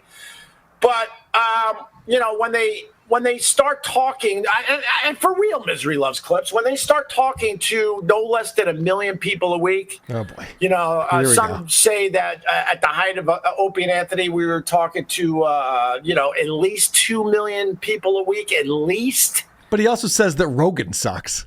So that's not the right argument either, because he talks to way more people than Opie and Anthony did. So, but that's Opie's thing. He always goes to the, if you haven't accomplished as much as I have, then you can't criticize me. It's like, that's not true at all. I'm sure Opie has criticized people's performances in movies. You know, maybe well-known actors don't always hit it out of the park in every role. Also, I mean, you see the parallels too. Compare this to remember when Howard had that argument with Ari Shaffir where he was talking about podcasting, and he's like, you didn't start off in this market and work your way up and do all these things. You can't just go and turn it on and be successful right away. And Ari goes, why can't you? Yeah, no, why can't you can. The technology you can now. We can just turn it on and do this. I don't need to go through all the bullshit. It's sort of the same thing now. It's like, well, you didn't do what I do to warrant being better than I am or on my level. It's like, well, no, because nobody can do what we did anymore because it doesn't exist. It doesn't exist. There's no way for anyone to go that route and see how they do because you can't. The road is closed. So now this is the new way of doing things. And I mean, look, say what you want about all these shows and everything. They all think they're doing better than the other ones in this show. But when you look at everybody's numbers, it's like we're nowhere near some of that one guy that was eating 2 fucking cheeseburgers and complaining that he had to pay $50 had 215,000 subscribers. He's kind of doing better than all of us. Well, kind of, I guess. All right, I want to play a little bit more of this. And Opie says some dumb shit. Yeah. When they get to some crazy ass level with their numbers, with their live stream, and they're making real crazy ass money, and then they want to call me a loser, then I have to accept that. But they're not even close to anything I ever accomplished in my career. And I wasn't supposed to stay at that level forever. I never gave a shit about fame, if you want to know the truth. I never gave a shit about fame, if you want to know the truth. If you want to know the truth is a tell in this sentence. He wanted to be Howard Stern so bad to the point where he pretty much lives in the same high rise as Howard, in the same neighborhood. Like, how it's crazy for him to say he didn't give a shit about the fame. So let me back it up a little bit. Let's see what he did give a shit about. I want to hear Eric's take on this. Even close to anything I ever accomplished in my career, and I wasn't supposed to stay at that level forever. I never gave a shit about fame, if you want to know the truth. I gave a shit about being a content provider. I gave a shit about turning on a mic, spewing stuff that was bothering me. It was very freeing. It was very therapeutic, but I never gave a crap about the fame part of it, ever. I mean, the second thing he said was turning on a mic. I didn't care about being famous. I cared about turning a microphone on. Really? That's what you got out of bed for in the morning? Okay. Weird. Ever. I think if I gave a crap about the fame part of it, I would have tried to keep a big show going even after Opie and Anthony left. But I'm like, you did try. You were pissed you got moved to afternoons, and you brought in other buddies of yours to try to keep it going. That is some cope right there. And you know what the proof is? I don't care about fame. I'm not even famous anymore. That's not I wasn't supposed to be at that level of fame. Yeah, that's a weird thing too, to say like nobody's career continues to go well. I mean, there's so many countless examples. Rush Limbaugh was on the radio until he died. There's so many examples of guys who can be famous and continue going mean, Howard's still doing it somehow. It's a weird one. Yeah, he did. Everything he's saying. Look, he did like turning on the mic. All three of them loved being able to say what they want. It was very therapeutic. They could get everything out. Some cared about the fame more than others. Some liked having the fame, but it wasn't a big thing. Ope wanted to be. We all know this. This is nothing nobody does know. He wanted to be Howard. He wanted to be this successful. He wanted to be famous. I've seen examples. There's examples that are public. There are examples that aren't. But that he did. He thought he was. And there's nothing wrong with that. No, when you're 'cause in you earned it at the that entertainment industry, you should want to be famous. That's how you are successful in entertainment. Correct. So the fact that he comes out and he goes, I'll tell you the truth, I didn't care about being famous. It's just like, oh, don't say that, because now it's just sounding ridiculous. No one's buying it.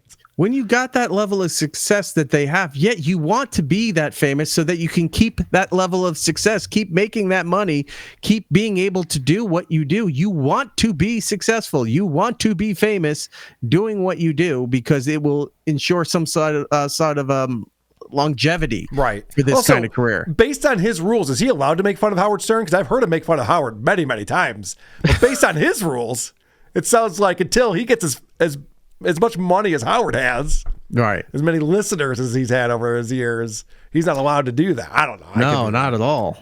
So, Eric, you brought a couple of clips, and I was watching Blind Mike this morning, and Blind Mike started playing, I think, one of the clips that you brought, because I teased it on the last episode, and I went, okay, I don't want to hear Blind Mike's take on this, so I turned it off, because apparently someone asked him about me directly. Well, all right, so somebody reached out to me saying, hey, with a different angle, I guess, with these, because you have both clips, right? Yes. Part 1 and part 2. Okay. Yeah.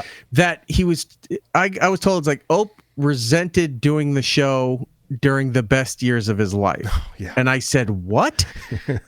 And I was like, send me the clip. So they sent me these 2 clips, and it turns out it's about you.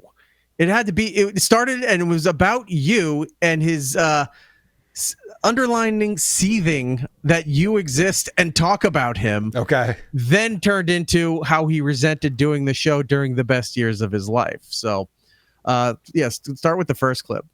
So I used to do some alternate side of the street parking. Not because I was trying to save the money, although, saving over $600 a month wasn't bad, to be honest with you. But I did it more for the show. It was one of my favorite things he ever did, by the way. Sitting in the car with the duct tape on his phone. I mean, some great moments. I'll give him that. Idea. I'm like, you know what? I'm gonna park my car. I'll wait. You have to wait for the street sweeper. And I'm like, you know what? I'll live stream. And I enjoyed doing it. It was fun. It was different. I think he hated doing it. Didn't he get real stressed out about it every time? He was like so concerned about getting a spot back again, and he was worried about getting out of the car at the right time. I don't know which Opie to believe. I think we had a clip on Ant's show where he was doing it, and I think one of the attendants was coming around, and he had to sit in the car for like 45 minutes because they were hovering around. He had to wait for them to leave in order for him to go upstairs to his apartment. Yes. So he was freezing, sitting in his car because he had to sit there because the attendant was around. It was miserable. Yeah. Live streaming from my car, and then you get these dummies that have never done anything in their lives, literally making fun of you, and you sit there like, this guy, he's live streaming from a basement. What is that thing? Like, I'm not on a beach. I'm not on my own private beach. I'll give him that. But what is that live streaming from a basement? Why is a basement something worse than a living room or a spare bedroom? Like, I don't understand. Like, it's a finished basement. It's a nice place to put a studio. I think it's more the wood paneling he has a problem with. A lot of people do. He's never had any success, and he's making fun of me because I'm live streaming in a car. Oh, well, I enjoyed it. That's all that matters. Right. If that's all that matters, don't address it then. Right. Right. But also any kind of success, like Stuttering John does the same thing, and Opie, it's not good if you're saying the same thing as Stuttering John. Just like, so the only way to have success in your eyes is a radio career? This is the same thing when Opie used to talk about, like, why do they teach math in school? I've never used math. Like, yeah, most people don't go on to be radio professionals. People go into engineering and computer science. Like, there's a reason why, like, being a professional marketer doesn't mean you've done nothing with your life or your career. Literally nothing. Yeah, like, what do you mean by that? It doesn't make any sense to me, but okay, if you say so. You ready for the next clip? Yeah.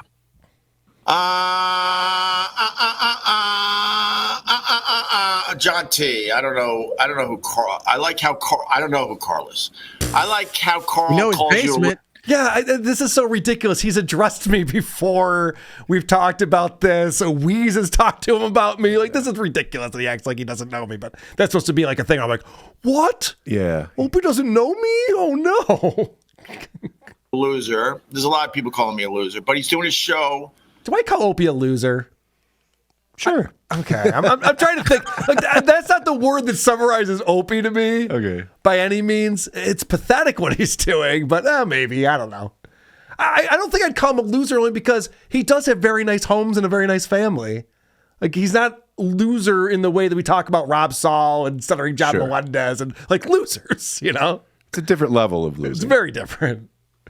From his basement in Rochester, and you do yours from the beach and on top of Manhattan. Yeah, I don't have time for people. I was a massive success in the radio world. What? I was supposed to do that for the rest of my life? Oh, no. No!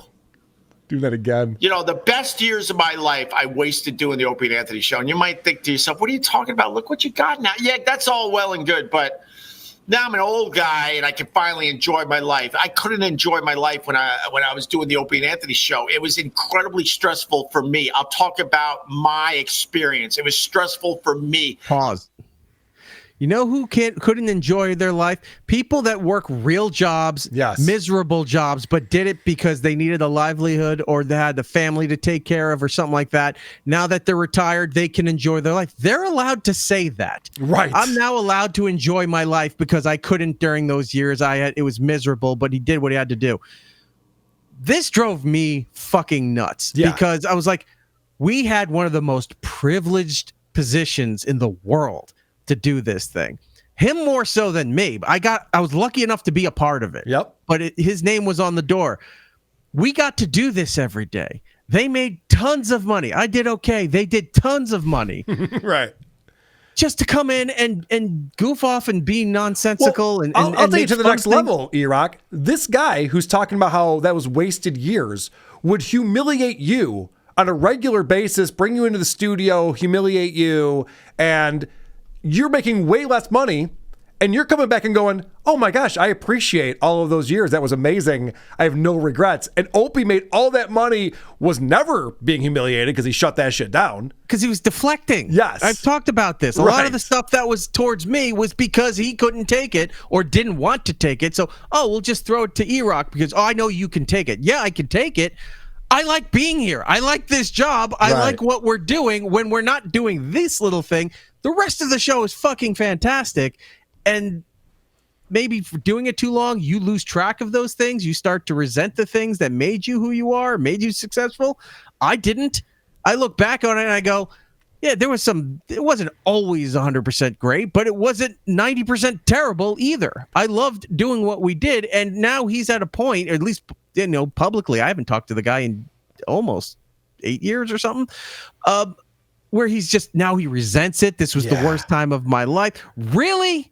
This was the worst time of your life? That's crazy. Fuck off. It's like I tried being nice to him and I tried. Yep. I rarely ever talk about him, but when you get shit like this and now you're saying you resent it, fuck he wasted Fuck these all years. of This is a waste of his time, Erock. It's fucking say what you crazy. want about Anthony, but Ant had the right mindset. He's like, sign the 5-year deal. Yes. Let's take the millions of dollars and coast for another 5 years. And if we do well, we'll sign another 5 years. And if they fire us, guess what? They got to pay us for 4 more years.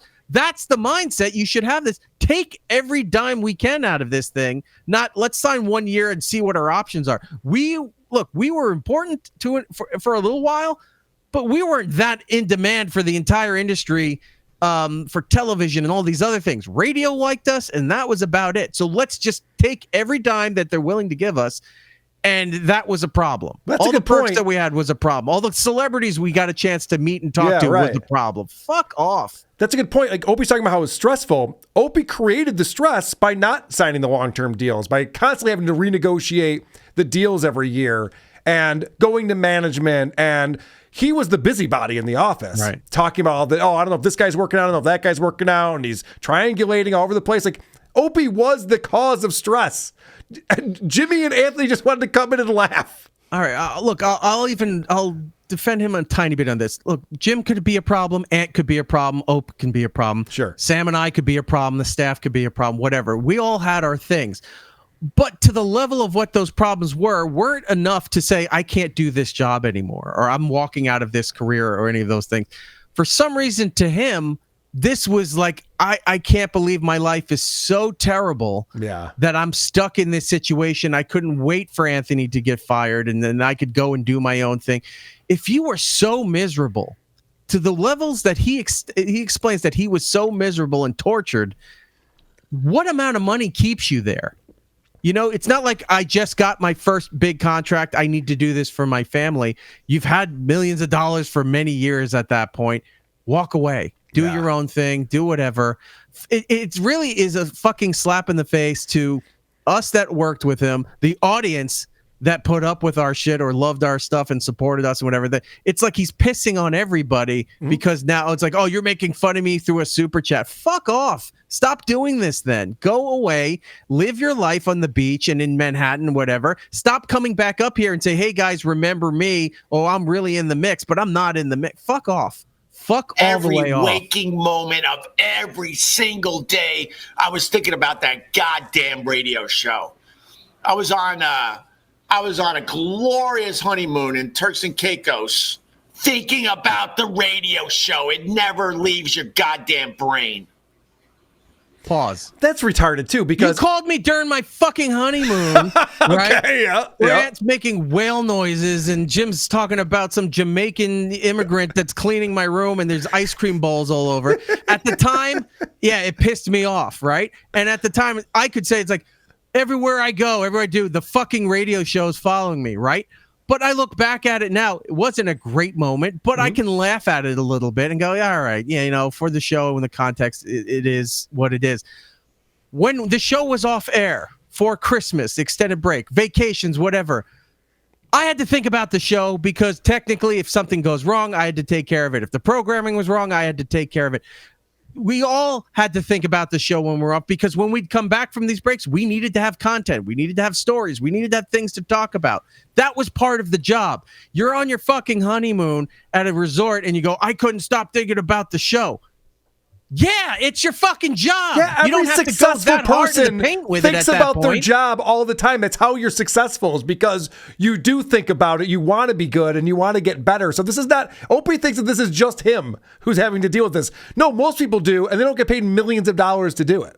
How many people, like, you hear stories about certain celebrities, certain tech billionaires or CEOs of companies where you hear Vince McMahon.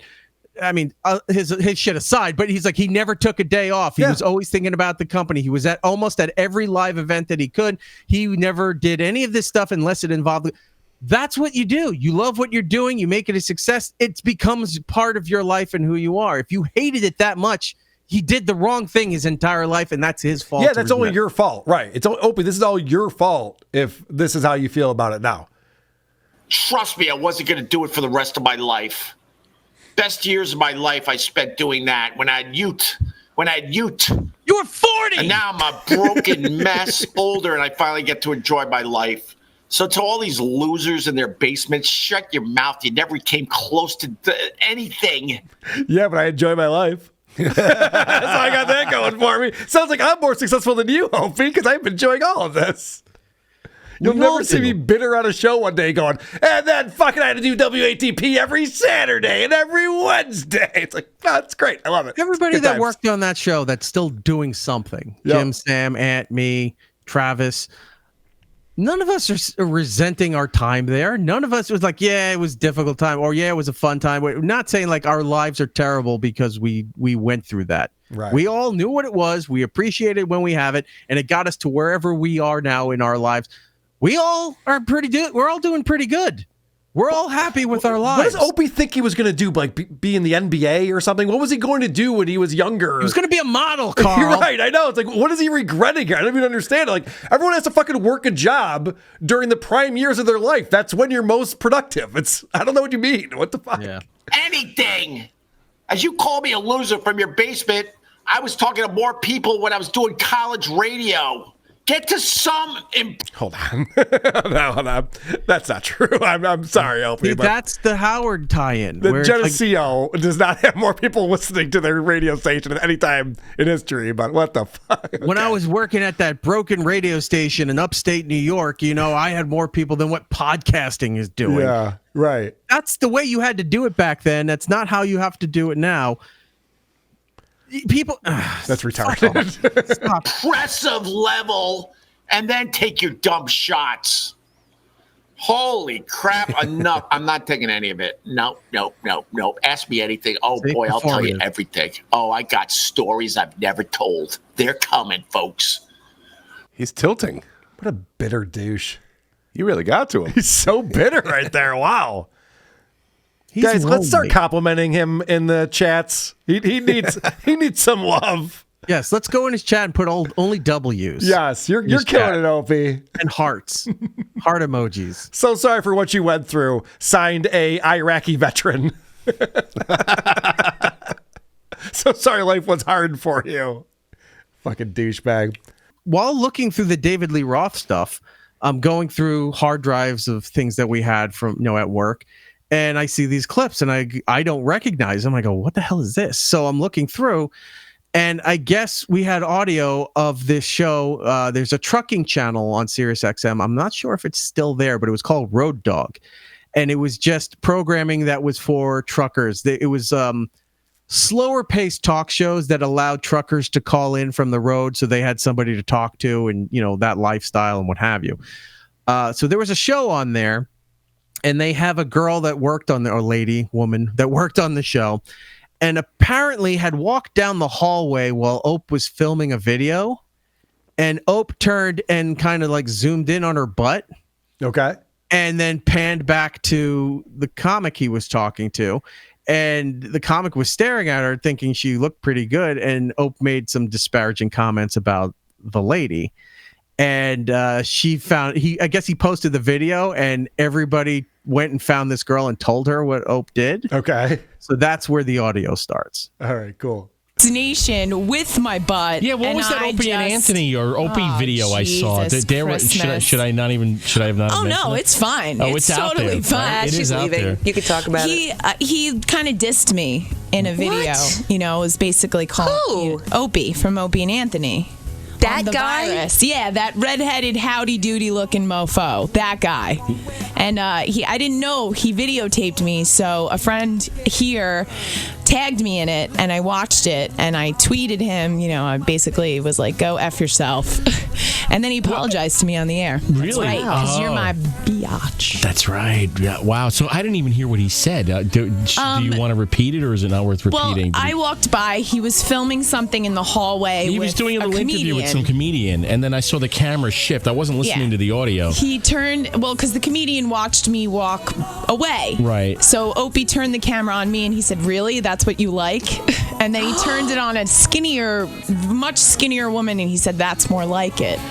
Oh, my but then God. He said, I wasn't making fun of the way you looked, which... Opie was finally funny, and this is actually backfiring on him. I'm not with this so far. And he was never funny again. That's what I learned. Stop being funny. Looked, which of course he was, but I think he was afraid I was going to go to HR. I'm not going to go to HR. I'm going to walk right in your studio and make you look like a fool in front of your entire lame audience. There you go. Don't mess with the pain. That guy looking like him has nerve saying anything about anyone. He does. The and knife. You know what? He's the least funniest person on that show. If it wasn't for Anthony and Jim It really Norton, is your last it week would here, isn't be it? a lame show. Whoa. Good point. That's That's right. the sound you hear is bridges burning. Wow, that's so rude. I don't want to give him the satisfaction, even though I am right now, but he's, whatever. Loser. All right. Let's get around the show. Is she going to be on WTP coming up anytime soon? So I see this clip and it's dated, right? So I go, well, if he apologized, let me go back into the archive, see if I can find him talking about this. Sure. So I have the date of when this clip was, and I go back and I search all around, and there's no apology on the air. So maybe he told her he apologized on the air, or somebody told her that he apologized on the air. There's no apology on the air. What there is he posted a tweet, I think you have that there, right? Here From it is. 2011. Yep. So he was talking with Joe DeRosa in there, and at the end, it's like, note to, and he tags this woman, wasn't making fun of your ass. That's all he did, right?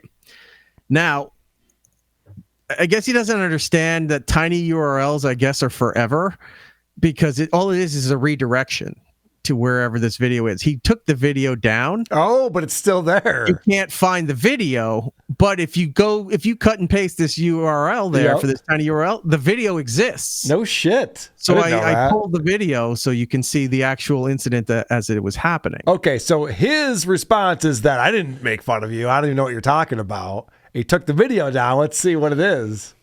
We got the very funny Joe DeRosa today. What's that? And Joe is at the taping of the Donald Trump roast. That's going to be on Comedy Central very soon. Yes.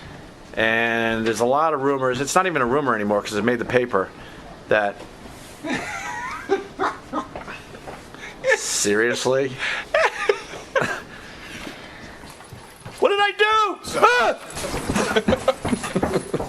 Holy shit, man. He's fucking clocking. Is that the scariest thing you could say right there? What just happened? I will not get into that type of commentary, my friend. Okay. That was the video. That was the video. That was the video. That was it. Yeah. He looked at this lady's ass and he was like, "Really? That's what you like?" Yeah. And then got fake scared that was Stanley T, by the way, from the morning mashup, running down the hallway because I guess he was late. That some black guy was yelling, running at Opie, and Opie got scared. Yeah. So that was the whole video there. I forgot all about this. I didn't think it was a thing, but I'm looking through it. I'm guessing it was because I guess he got talked to for something like that. Nothing was on the air on our end. I looked. I went even through the next week to say, I'm like, maybe it was delayed, something. Nothing. So he's had a history of doing these videos and pissing everybody off. I thought she was going to be fatter. To be honest with you, I thought so all right. too. Yeah, she was okay. I thought she was going to have she a was, large she was ass. I'm into that too. Yeah. So, all right. Well, that's fun. Oh, anything else on Opie before we move on? Opie knows his numbers are bullshit. It's a clip you have on here. Was another. Yeah, there's people who, and thank you, but there are people that send me stuff still thinking that I'll pass along to Anthony, even though I'm not working there anymore. Pass along to me. Yeah, that's what I did. All so right. they got to go somewhere. I appreciate it. Yeah. So this was just something that he says he knows his numbers aren't that good. You are getting close to 150,000 subscribers. Is that good? On what, my YouTube channel? Yeah, I would like to get to 150,000 subscribers. My God, that would mean that I would get more than 200 views per video, right? Believer. I mean, Opie, here's the good news. You're reaching more people now than you were when you were at Geneseo. On your college radio station. I know that you think that was impressive, but it might be a future for you. Yes, very good. Yeah, 150,000 subscribers and 200 something views. To 400 views, and it's not a good ratio. Yeah, it's just not. Things change. Things Dynamics do change. We're not what we used to be anymore, and life goes on. There's one thing that does not change.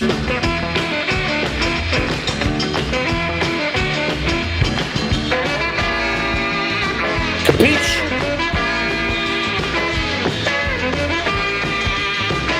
Skull. Here's some breaking news. People have probably seen this. It happened last night. Lenny Dykstra has entered into the Dabbleverse. Here is a tweet from Lenny Dykstra last night. He says, "My hardcore liberal friend Stuttering John offered me $250 to come on his podcast. Nails Nation, I need your help here. I'm a little slow since the stroke, but I'm praying one of you can help teach me how to say fuck you and stutter and nails out." Wow. It's awesome. John was teasing. I didn't play the clips, but I was watching his show. He's teasing, we're going to have a baseball legend on the show coming up. And I think it was with Clay, and Clay's like, "Oh, you're going to have the legend?" I was like, no, a different guy. So apparently the legend was reaching out to Lenny Dykstra to get him to do John's show. They offered him $250, I guess, because here's another tweet where he wrote, "Stuttering John's chief negotiator, who decided to block me after I declined $250 disrespectful offer. My man used a Google app number, which cause a 5 million hour delay in communication. Nails Nation's go get him. So this is the legend right here.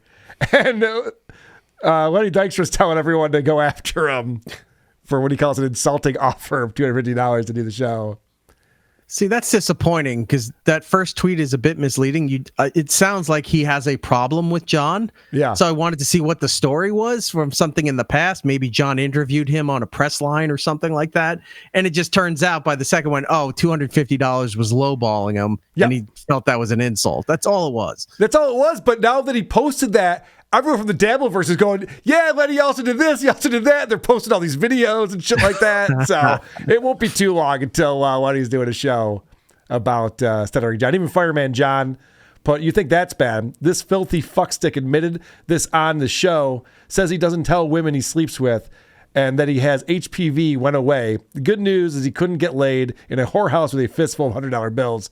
So this is warning women of Florida. This man is a self-admitted HPV super spreader. And Lenny, quote, retweeted that with some laughing emojis. So welcome to the Dabbleverse, Nails. Also a Creep-Off Hall of Famer, Lenny Dykstra. So he's got that. That is true. So he's got that going for him, too. But for some reason, I don't think this is the first time Lenny has turned down his show, though. Yeah, I feel like there has been Lenny Dykstra, Stuttering John overlap in the past. Yeah, I feel like someone's posted the tweets before. Interesting. Yeah. I'm sorry, if you Eric. can grab it, it should still be up there, but if you can grab it before they take it down or whatever, the Lenny Dykstra test episode he did for Compound might be a good breakdown for you for one of your bonus episodes. No shit. I didn't know that happened. Yeah, so Keith made this deal with Lenny Dykstra to have him come in and do a test show. We wanted to see if we'd have him do a weekly thing. And Keith said he wanted a certain amount of money to come do the test show. It was only like a couple $100. So, which is apparently was okay then, but it's insulting that John's asking, $250 to come on the show. So he comes on, does the thing, and then as he's leaving, he turns around to Keith with his hand out, like, "You owe me more money." And Keith's like, "What are you doing?" No, you said there was going to be more money. And he goes, "No, there's potentially more money if we sign a deal for you to do the show." That's not what you said. No, that's exactly what. So that's going back and forth. Lenny leaves in a huff. And then throughout the day, it's constantly sending shit posts and stuff to Keith and texts and just saying, "Fuck you." And then posting online that we didn't pay him. We owe him all this money. It's like, that's not what happened. And it kept snowballing as the day went on. And he had a spiral for about a week and then never talked about it again. But you can watch his show that was on Compound Media. That might be a good breakdown. I'd love to see it. He is not a stable guy, and he does need money.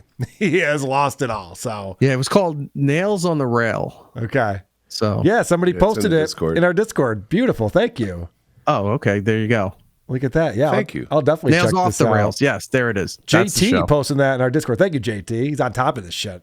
Gotta love this guy. All right. So John said one of the funniest things I've heard him say in a very long time on his show just yesterday. Talk about. There's a reason why everybody watches me. I understand that. They watch me because I'm the most talented person in here. Is his dentures not in? He's taking pills. I just heard that Howard Stern watches me.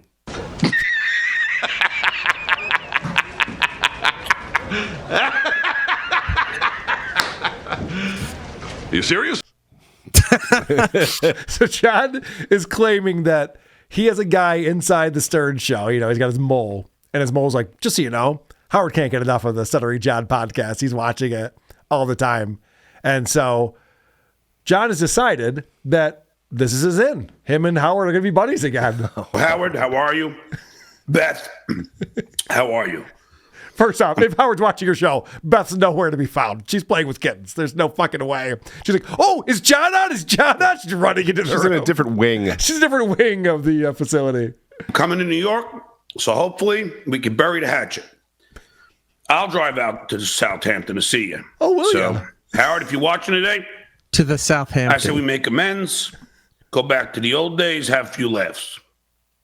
How delusional. I mean, I'm saying this too much. I use the word delusional too much now. But is that crazy? Just like, all right, I'll tell you what. I will actually drive to your house. I know you don't like leaving the house, so don't worry about it. I'll come over to your place. I'm surprised Howard didn't get an invite to the Belmont. I know. Oh, it'll be me and Dirty Deeds and Vince the Warrior and absolutely he would hop in the car if Howard said, "Come on up." He would drive the ridiculous, and it would be even funnier because if that was the case, Howard has a house in West Palm Beach, which is maybe 2.5 to 3 hours from where John is. Yeah, and he says, "No, you come to the Hampton house," and makes him drive 2.5 days to get all the way out there, and then doesn't let him in. Well, John is actually in New York right now. He did this podcast yesterday, and then he flew to New York, and now he's at his mom's house. So that's why he's saying, like, I'm in Long Island. I can come visit you. And it gets even funnier than that. Like, he's already fantasizing about how him and Howard are going to now team up together. He's dictating terms. Yes. No, this is hilarious. I mean, that's just me. I think at this point you could understand all the things that I did where I had to do. All the things that I did, I had to do. He's talking to Howard right now. You mean like when you went on Adam Carolla's show and bitched about how much money they paid you? Or when you wrote in your book about what a piece of shit Howard was to you and how they treated you poorly? Because that's the stuff that's why Howard doesn't talk to you anymore, John. There was no guarantee that I was going to make, the kind of money that I made on The Tonight Show. Oh, but in John's mind, he's revised history here. He goes, the reason why Howard's mad at me is because I left and went to The Tonight Show. No, Howard still talked to you after that. Yep. You guys got dinner together after that. That's not what he's mad about. He was fine with you leaving the Howard Stern show. And by the way, the show got better. Richard and Sale came on board, and the show got better. Ask any Howard Stern fan, they'll all tell you that. And, Howie, I went to NYU for film and television, and yes, I graduated. And that was my passion, was to succeed in the highest regard. I was a big part of the Howard Stern show, and then I became a big part of the Tonight Show with Jay Leno. That's really unheard of for a stuttering, OCD-ridden Puerto Rican. Why does he say Puerto Rican? With smelly feet from Massapequa. That's just... He says Puerto Rican like it's a bad thing. I'm OCD-ridden. I have smelly feet. I'm Puerto Rican. Like, whoa. What the fuck? That's his other... I think it's you that coined that phrase. Is it his telemarketing script, or was that Shuley? Shuley talks about that. Telemarketing script. Yeah. That's his personal telemarketing script. That whole line, it would always ends with the smelly feet thing. That's his slug line. Like, that's the caption under his headline for all of that shit. And the way he tries to spin terminology as he talks, it's like it's when a dumb guy is heard a word and he's trying to remember how to use it so he could sound smart. And you could see the struggle in both how he's saying it and in his eyes as he's trying to put it out there. And you go, stop trying to be what you're not. Stop trying to use words you can't spell and come off as being intelligent. Also, if he's going to talk about what a success story he is and how everything was up against him and he still was on Howard and TV, you talk about his low IQ, because that's really the most impressive thing of all. Not the smelly feet so much. You can put socks and shoes on. The fact that you're so low IQ and you had a career in show business is very impressive. That would be the bigger success story. That's what I mean. That's crazy. Unheard of. So I overcame all odds to parlay into so many things, and then you get fucking Lady K, some idiot in a panel basement in Rochester. I am living rent-free. He's talking to Howard Stern right now. He's literally having a conversation with Howard about, like, you can't blame me. I had to go to the Tonight Show. It's what I wanted to do for a living. And then fucking Lady K is in a basement. You're like... So he's slipping. I can guarantee Howard doesn't know who you are. For sure, he does not. Howard doesn't know who you are. That's exactly. He's addressing Howard by mentioning shit that Howard wasn't even asking or even curious about. He can't stop himself because that's how he thinks. He's just like, as soon as he goes through that telemarketing speech about how successful he was and how amazing it is, he immediately thinks like, and there's this guy Carl who no one knows who's clowning me, and how does he have the right to do such a thing? Giving you advice, Howie. Giving me advice. You and I... Oh, yeah. Let me back that up a little bit. He's got kind of the Paulie Walnuts thing going there with his hair. Look at him. You're right. He's not aging gracefully. But how many times has John talked about how Howard Stern's show sucks now?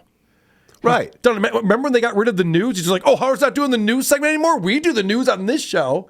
And now he's saying that I'm the one who's telling Howard... that he's doing his show wrong. Like you said, it's in his fucking book. Yeah, right. Yeah. We're all telling Howard he's doing it He wrong. backtracked a lot last year with any kind of comments regarding Howard because Howard was getting a lot of shit for being super liberal and then having Kamala and all that. So then he never said a bad word about Howard at all because it fits the agenda that he's trying to be a part of. Right. To parlay into so many things, and then you get fucking Lady K, some idiot in a panel basement in Rochester, giving you advice, Howie. Giving me advice. You and I have done way more than any of these fucking losers. Can you imagine the audacity of Lady K to spell it and Honique and Alex Stein, who all he's ever done is copy me. Now Alex Stein is another one of these guys who just copied John for his career. Alex Stein does a lot of things that John can't do any of them.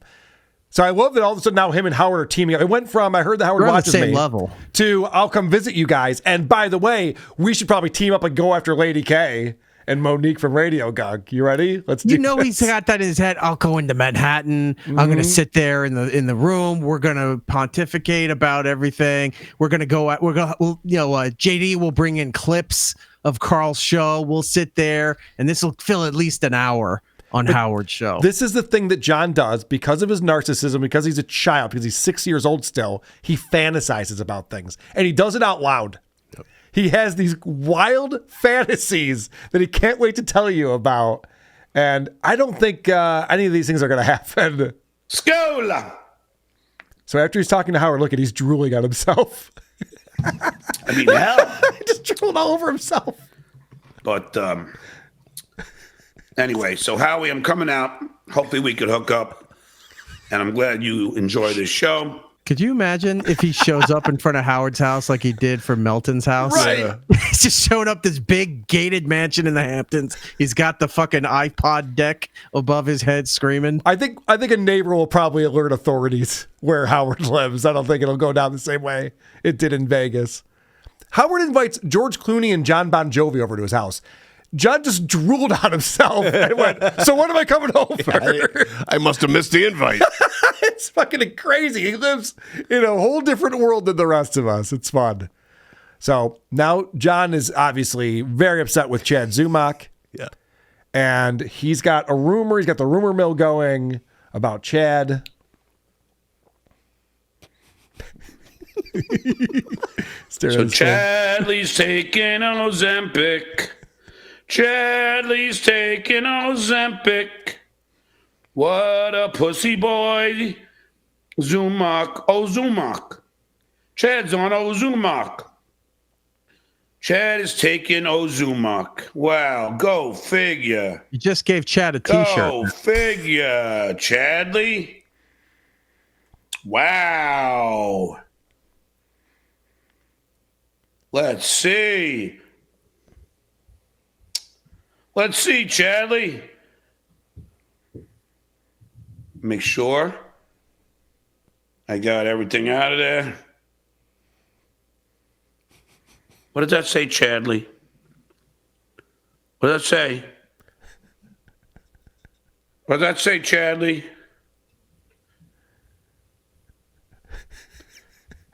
Don't give my info out, but Chad is taking Ozempic. Chadley's taking Ozempic. This is right after John said he's the best broadcaster of the Dabbleverse, I want to point out. He's like, I'm the best at this. Everyone knows that. And then he's looking at his phone and he's singing songs. He comes up with Ozumock, because I guess the Z. I don't know. It's not that it's clever. as damning as Chadley. It's not that clever at all. But what we just saw was, if you're listening to the show, John got a $2 Venmo, and it says in the note, Chad is taking Ozempic. And so if the guy who gave him $2 said it, it must be true, obviously. John will run with anything. You can tell John anything. This whole time I'm thinking like, all right, did Chad say he is taking it on his show? Like, Did he post it somewhere? I'm like, all right, Chad must have a reason if he's taking it. Fucking just someone just told him. $2 Venmo. Yep, so that must be the case. Is the gospel. These people all do this shit too. It's so annoying. You're like, why are we just like pretending that people make shit up and it has to be true? Even if Chad was like we don't know, but even if he was, look at the amount of probably like heart pills that John's taking every stream that he does, right? Good point. You're just shoving pills in his mouth. One of those pills was huge, like a dewormer or something, you know? And he's taking that on a daily basis, and you're going to shit on somebody who has to take that for, I think it's a diabetic medicine or something, right? I think Eric's taking Ozempic. No, Eric should who be do you taking. work for? He's taking Chad's side. Eric should be taking. I think Eric's Ozempic. taking is like, what's so bad about Ozempic? I think it's great. You know, people lose weight, they look better. No, I mean, look, I know I think it's a diabetic medicine that I know people use for weight loss and stuff like that. But no matter what it is, the point was he's taking a massive amount of pills every day. He has no right to criticize anyone else's medical stuff. So I recently on WATP, we talked about John doxing everyone. And he's out there, he's trying to dox OJ, and he's trying to dox Leo Gunn, he's doxing Kevin Brennan. And when he's not doxing people, he's talking about doxing people and threatening it. All right, I see that fucking lunatic's fucking back at it. Dude, do you want me to release all the fucking shit on you? Seriously. Do you want me to release the state of New Jersey versus... I don't think you want that. You got a hell of a fucking track history, bro. A track history? You got a hell of it. You got a hell of it? You got a hell of a track history. A hell of it. These threats that he does them all the time and no one ever cares. No. But he keeps trying. All right, so he's got some messages for Clay Dabbler. And, I've been complimenting Clay Dabbler lately. It probably doesn't do real well for their relationship when that happens. And can I say something to Clay Dabbler? I love you, brother. I do. I know you're going to get your fucking panties all in a bunch, and I don't give a shit. I don't give a shit. But Clay, I get that you gotta, and I don't mind arguing. I love arguing. I love arguing because I love winning. But the one thing I don't appreciate is don't start defending Leo Gunn. Don't start defending Paolo Carnevale when these guys have done nothing but fuck with my life. So don't be fucking telling me what I should be doing and what I do wrong. Why don't you tell them? And why are you always friends with Penis Wrinkle and Vagina Wrinkle on Twitter? He goes, don't tell me what to do. And also, I'm going to tell you what to do. Why are you always friends with Penis Wrinkle on Twitter? Does John hear himself? He sounds like a child. He doesn't even look at himself. The way he purposely has the low res for his camera and the poor lighting for his green screen, the way his jowls come out, make it look like he has mutton chops. Oh, I think he missed shaving. No, I think there really is a lot of hair. He's really bad at shaving. Oh, okay. I wish he had the 1080 like he did for that split second when he got the new computer. We're like, whoa, look at this fucking monster. Andy called it all those years ago.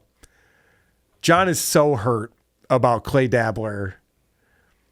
What happens? Now you got Lady K and Sue. Oh, we like this Clay. He's fighting with John. Is that why? Are you like Vince? Do you want the love from Lady K and the shitware? Tell me. I don't give a fuck. Have their love. Have that. Obviously. So in John's mind, everything that Clay is doing is to get into people's good graces rather than just like Clay calling it like he sees it. Right. Everything that Clay says to John is calling it like he sees it. He calls John out for falling for shit that he keeps falling for over and over again. And in John's mind, he's like, oh, you're just doing that so the shit whale likes you. No. Nope, not at all. He doesn't care about Shuli at all. Clay seemed to have some sort of morals. Yeah. And said, don't dox everyone. And John said, fuck you. Right. Not everything is like trying to be a part of a faction. Right. Not everyone thinks that way. Like John does, Chad does. Like there's certain people, Kevin Brennan, obviously. But Clay Dabbler's just like, no, I'm just telling you that you're being ridiculous. You should stop. And John's like, I don't mind arguing because I like winning. It's like, then you're not understanding what conversations are. And he's not winning either. No, obviously not. He's been going through this thing where he watches some kind of mafia movies and then he starts acting like it, right? He starts talking his speech. He gets this kind of machismo thing going. Mm-hmm. But that whole thing there, it's like you're talking to this guy. He wants yes men around him to tell him, yes, everything's great. He's acting like he's some sort of like mafia don. and everyone has got to kiss the ring, and everyone's got to just tell him what he thinks is right and everything he's saying and doing is correct, because he can't handle whenever that Clay guy is on, because when that guy starts saying things that we all know are actually true, he starts getting mad. Shut up, I'm trying to make a point. He can't. One of the funniest things he said on the show we did yesterday, where he goes, I want your honest opinion. It's like, no, you do not. You want them to just nod along and be like, yep, you're right, John, and they're all wrong. Nailed it. So he goes through a long list of guys who he says, I never tell them to super chat me. And he goes through Dirty Deeds and the Legend, and he goes, I don't know why people are saying I tell them to super chat me. I don't. Now, Leo Gunn, he starts this bullshit fucking rumor that I'm asking for super chats. Well, guess what, Leo? I haven't. And if I did, I was obviously joking. We've watched John do this many times. Just like, where's Dirty Deeds been? Where's the Legend been? We're not getting any super chats. And he's just like, I never asked for super chats. Well, you do it on your show, John. We all see it. Well, if I did, immediately he goes, I've never done that. And if I did, he caught himself. Like, he knows he's done it. I heard him saying there's a guy named Broccoli something, right? Or Broccoli. Yeah. Broccoli, yeah. I heard a clip of him saying, he's like, where have these people been? Where's Broccoli? Yeah. They just disappear. It's not like he's wondering where they were. We haven't heard from them in a while, because he finishes it up with, it's like, they haven't given me money in forever. It's like, oh my God, that's the only reason you know their names is because they were giving you money. Correct. Not that they were contributing to your show and giving you some content to go along. He's not concerned where these people are. It's like, you haven't paid me in forever. Oh, fuck off. I'm an asshole. That's right, John. That's correct. All right, big news. Big news for everyone in the Dabbleverse. I have a big announcement. Stuttering John is returning to stand-up. I'm going back to my roots. I'm going to start writing. Okay, so first off, those aren't his roots. Nope. He became a stand-up long after he started doing a stand-up tour. He decided to actually write an act after that. So he's that's the not his epitome roots. of like, I can't do this anymore. I can do stand-up. Right. I could do a podcast. He's that guy that we all hate. He is that guy. How's he going to have time with his new job? Also, he goes, I'm going back to stand-up. Like, you got some dates? He's like, I'm going to start writing. Jesus. But you've got that big Super I'm gonna Bowl get ad. on my boat, start riding. That's what I used to do with my boat in Bayville. Go by Sand City, sit there and write jokes. Mm-hmm. And that's how I slowly developed my act. I'd write them at home, and I developed a great act. And now I have an hour and a half of material. Do you? And all you guys get these guys who tweet me, that fucking squeegee bit sucks. So yeah, wait till you see me do it live. You'll laugh so hard your girlfriend will be in tears. I can't believe he's defending the squeegee bit. I never thought I'd see the day. He's been You mad with hated power. that so much. Wait till I do it for you. Yeah, wait till you see me do it live. It's like, the element of surprise is lost. I don't think we're going to think it's that funny. Right. You could bring an actual squeegee and it wouldn't be great. Missy B took a photo of him doing the squeegee bit. They were appalled at how bad that was. They saw it live. So. He thinks that's like doing his big hit, where at a certain point in a band's career, they don't sing the song. They start it off and then just put the mic to the audience because the whole audience is singing the entire song. Yep. He thinks that, I'll just lift my shirt up and everyone's going to recite the bit as he does it. He'll just do the motion. Yeah, let's go. The other thing that John does, and again, he's a 6-year-old child here. Everything that he does is what a 6-year-old does. He declares things rather than does things. Guys, I'm back in stand-up. You are? No, but I might. Why even declare that? Just do it. Just, I did it. I said the line part.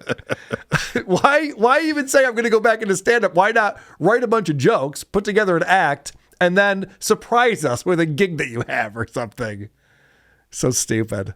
You see those, with all the streaming services, they love a sort of a comeback special when a comic who's not been doing it for a long time all of a sudden has a new special. They're willing to do it.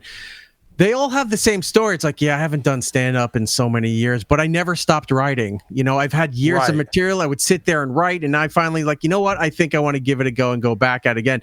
They have that story of they never stopped the writing process. They had their notes, they had their jokes, whatever. They just weren't going out and doing it on stage or touring anymore. And now they're coming back, and that's when you get those success stories. I like, saw oh, Paul a comeback. Rodriguez not that long ago, a few years back. And he was a huge comic in the 80s and early 90s. And he's been writing, he's got all new original jokes and shit like that. It's like, yeah, it's like that's what these people do. Yeah, you don't just like, I'm coming back to comedy. Oh, really? Yeah, I'm going to start writing again. No, that's not how it works. You should have been writing the last 10 years, and now you're like, hey, I'm going to go do small clubs and try it out and see if I have what it takes to move on to the next thing. Not that I'm going to start the process. You know what I'm going to do? I'm going to get a Spotify deal for $100 million. All right, John's got a new scheme. He's got a new scheme, and he's got a brilliant idea here. This is going to be mine now. For the Stuttering John show, this is what it's going to be.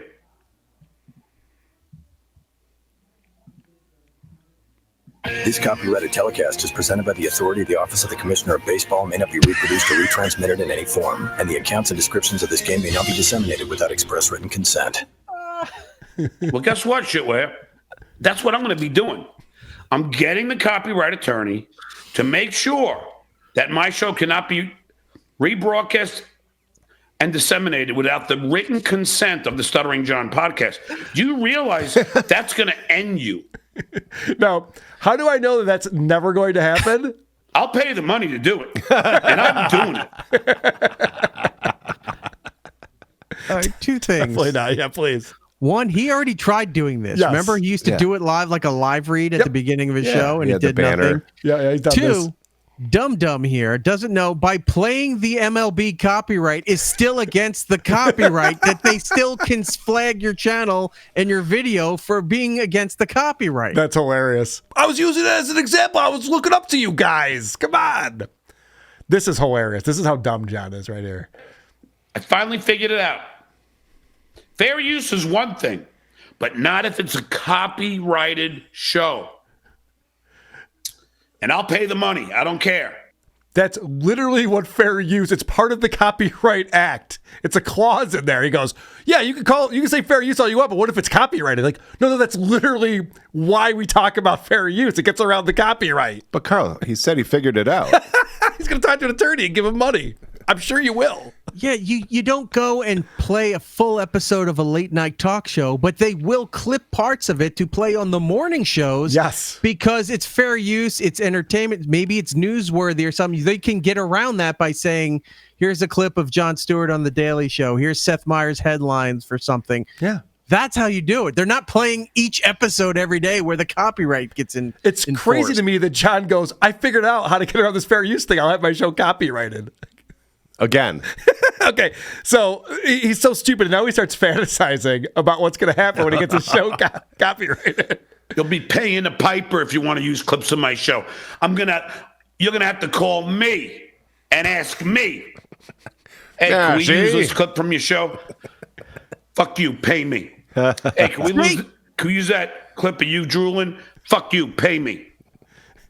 He just use that thing of you singing. Fuck you, pay me.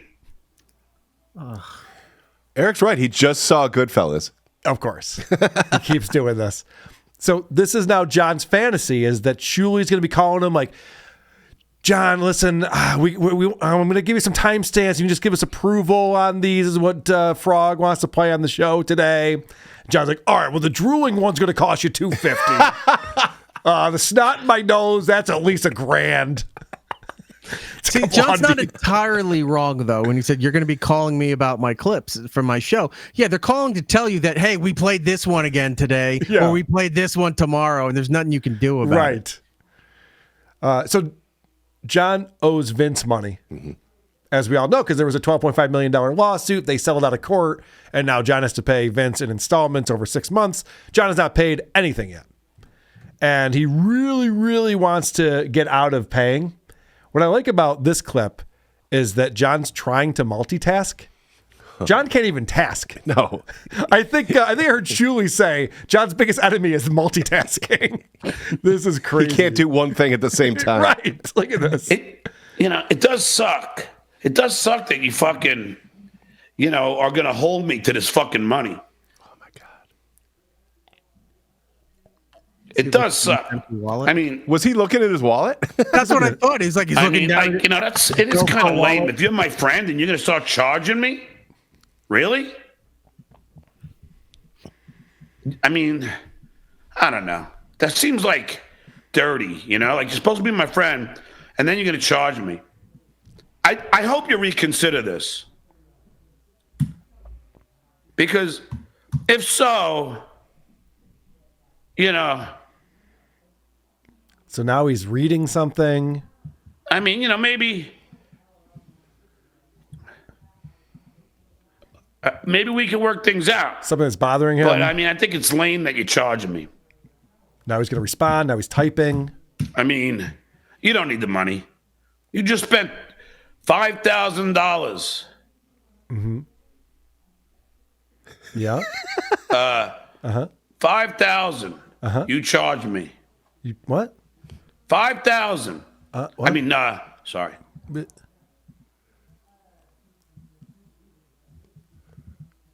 You charged me 5 G's. No, I'm sorry. What the fuck am I doing? What are you doing? I hope Howard's still watching. Paid 5,000 for UFC tickets, and you're gonna take my money? So what he was trying to say, when he's so distracted by everything else going on around him, is that Casey and Vince went to the UFC match at Madison Square Garden last weekend, and apparently that cost $5,000. I don't know if that's true or not, but who knows? And so John's all upset that A, Vince has another buddy from the Howard Stern show, doesn't like that, and B, that Vince can afford these things and still wants the couple $1,000s from John that John cannot afford. Clearly. Obviously. So John's going on, and this is John being a manipulative asshole right here. And you're going to take money from me on Christmas unless everybody, I want everyone to know, the Vince that stole Christmas wants me to pay him on December 26th. Right around the time I'm getting all my kids' Christmas presents. He's a millionaire. Bad liar.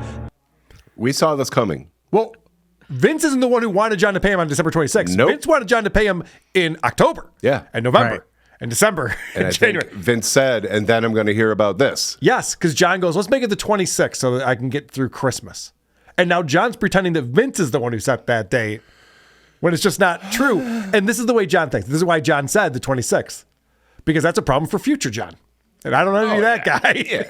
Like, John's never thinking just like, as long as I can just make it a thing that's going to happen in the future, I don't have to worry about it. But remember, he flexes that money is no concern. He's a millionaire. He doesn't have to worry about these things. We think he can't afford a boat. We think he can't pay his taxes or his electric bill and all these other things here. So why is this an issue? Oh, it's the biggest issue right now. He talks about it all the time. It's weighing on him.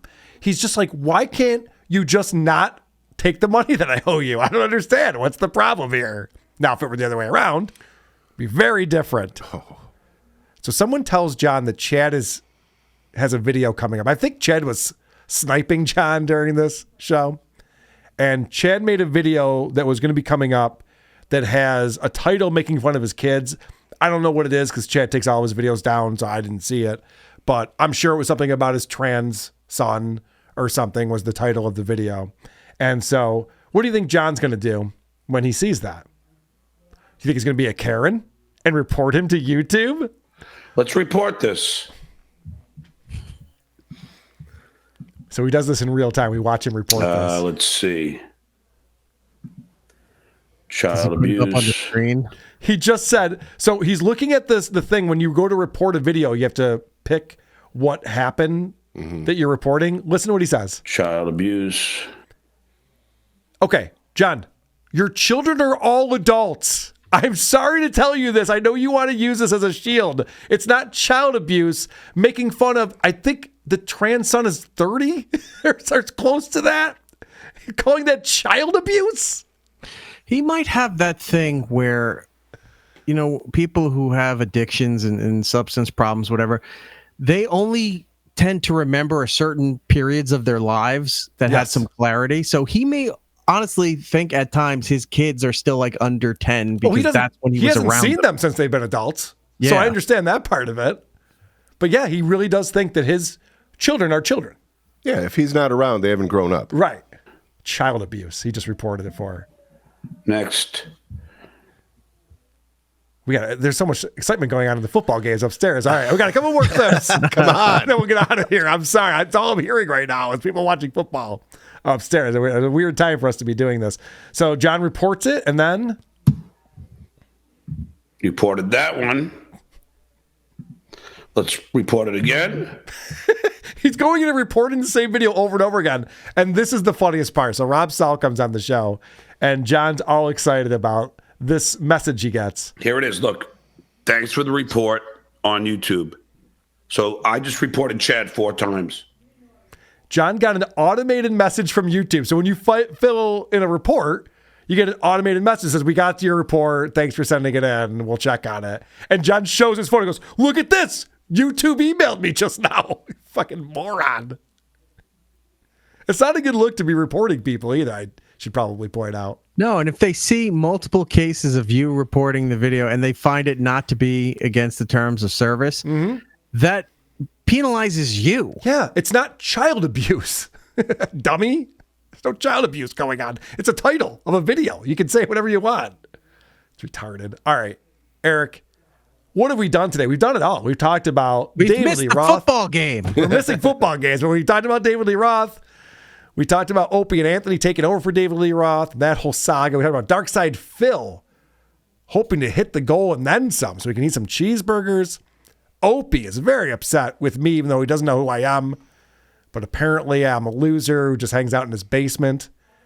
Stuttering John is very concerned about... hangs out in his basement. is very concerned about this money he owes Vince, and Lenny Dykstra's now in the Dabbleverse. You know what that means. It's time for everyone's favorite part of the show. The teaser. Next week's teaser. The teaser. The teaser. This is the part of the show we play a couple from the podcast that we'll be reviewing on the next episode of Who Are These Podcasts, and we'll be checking this out. Mosquitoes all in them. Why did it start there? All right. Welcome to the Davenport Content House. You have a lot of power, and with power comes great responsibility. You're in control of what you want to give to this planet. Yeah. Just be mindful of that. I got something I have to give a toilet right now. What are we doing? Nobody was doing anything as I was slowly dying. That's where the flavor is. Which one do you want to sleep with, Erica? Keep asking me perverted questions. I want to talk about this. I'm a shithead, but they love it. Okay. Tap out. That's right. This is a suggestion that came in from Erik Nagel. Bubba the Love Sponge did a content house, and somebody edited together a 2.5 hour version of it. Content House, the movie. And I'm excited to say that longtime Bubba fan, Doug from Who's Right, will be joining us to break down Bubba's Content House on the Bubba Radio Network. Have fun with that.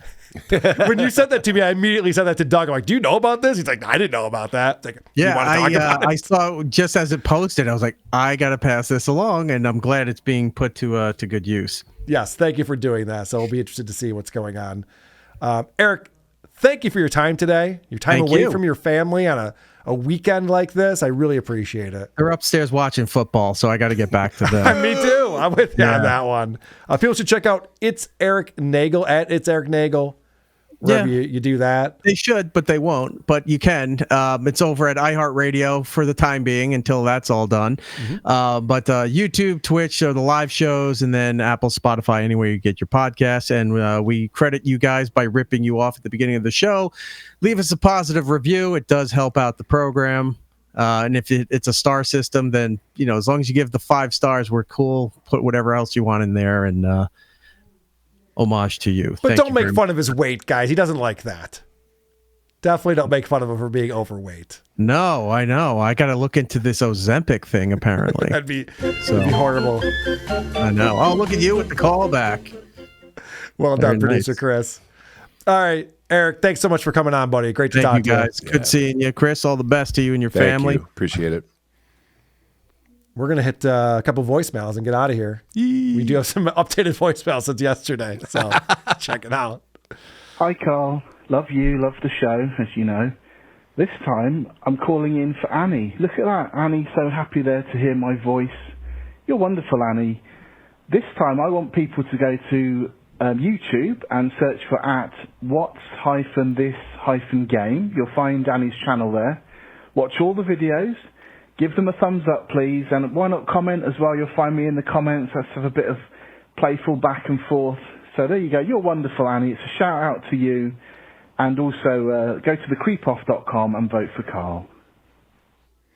Thank you, Boner Guy. And Annie thanks you as well. Kevin Brennan is Chemo Sabi because he drove a Saab when he was on SNL, Lady K. Oh, okay. Has nothing to do with Indians or chemotherapy. It's the car. You know, John started calling KB Chemo Sabi because he looks like a chemo patient. Good stuff. Carl, love you, love the show. I've got a couple of things. Very simple one first. Show name suggestion for the Wednesday show. Dog Shit Wednesdays. Keep it simple. Okay. The other thing, quick note about the wonderful Cop Cam Spectacular Creep-Off bonus episode on Friday, just with reference to African American ladies grabbing each other's hair. That's definitely what you call a snatching action. They snatched that weave. Yeah, we were doing the Creep-Off bonus show, all the Cop Cam stuff, with my buddy Johnny Fiorica, who was on the force for 30 years. So it was interesting to get his perspective. But the woman was getting arrested, and they were taking off her wig right on the street to like search for shit under there. It was very funny. Women don't like that. Yo, what up, nigga? I know how you all like to drop that N-word everywhere. I remember Ferndale. Don't act like you didn't drop that shit like it was like fucking A-bombs and shit. Anyways, you niggas, Stuttering John is sad, man. He's gotta be pre-diabetic. One, he's a fucking spick, he's a spick, he don't speak no English, and he's fucking overweight, and that nigga drinks all the time. Mm-hmm. I'm telling you, I can pull blood from his asshole, bloody ass, yeah, exactly, and I can guarantee you that nigga got pre-diabetes at least. We know he got wet brain and what do you call that other shit? Oh, dumb motherfucker, yeah, I don't know if that's a disease, but anyways. Thank you for everything, and once again, this is the bisexuals checking in. What up, nigga? All right. A couple too many N-bombs there, but thank you for your call. Always appreciate it. Hey, Carl, love you, love the show. You know what's the most fucking boomer? Is arguing over who's the most punk rock. It's not the 80s anymore, losers. Okay, yes. No one's punk rock. I agree with you. Last one. Well, John said his ad agency that he just started working at is working on a Super Bowl ad. Mm-hmm. Well, the Super Bowl is February 9th, 2025. That's really quick. It's coming up really quick. Don't the networks need lead time to review those ads? It's impossible for John to be working on a Super Bowl ad that's going to be on February 9th. He's lying once again. John, quit your goddamn lip smacking. Rock and roll up. Rock and roll. Yeah, that's also a good point. Like, just to produce the commercial and all the production time and shit, like, it's already written. All the Super Bowl commercials are written. Yeah, and probably selected. They're not waiting for demos. It's hilarious. So, yeah, he's a bad liar. We all know that. Guys, thank you so much for being here. And happy Thanksgiving, everyone in the United States. In Cardiff, too. Happy Thanksgiving. Okay, bye. Happy T. Hanksgiving.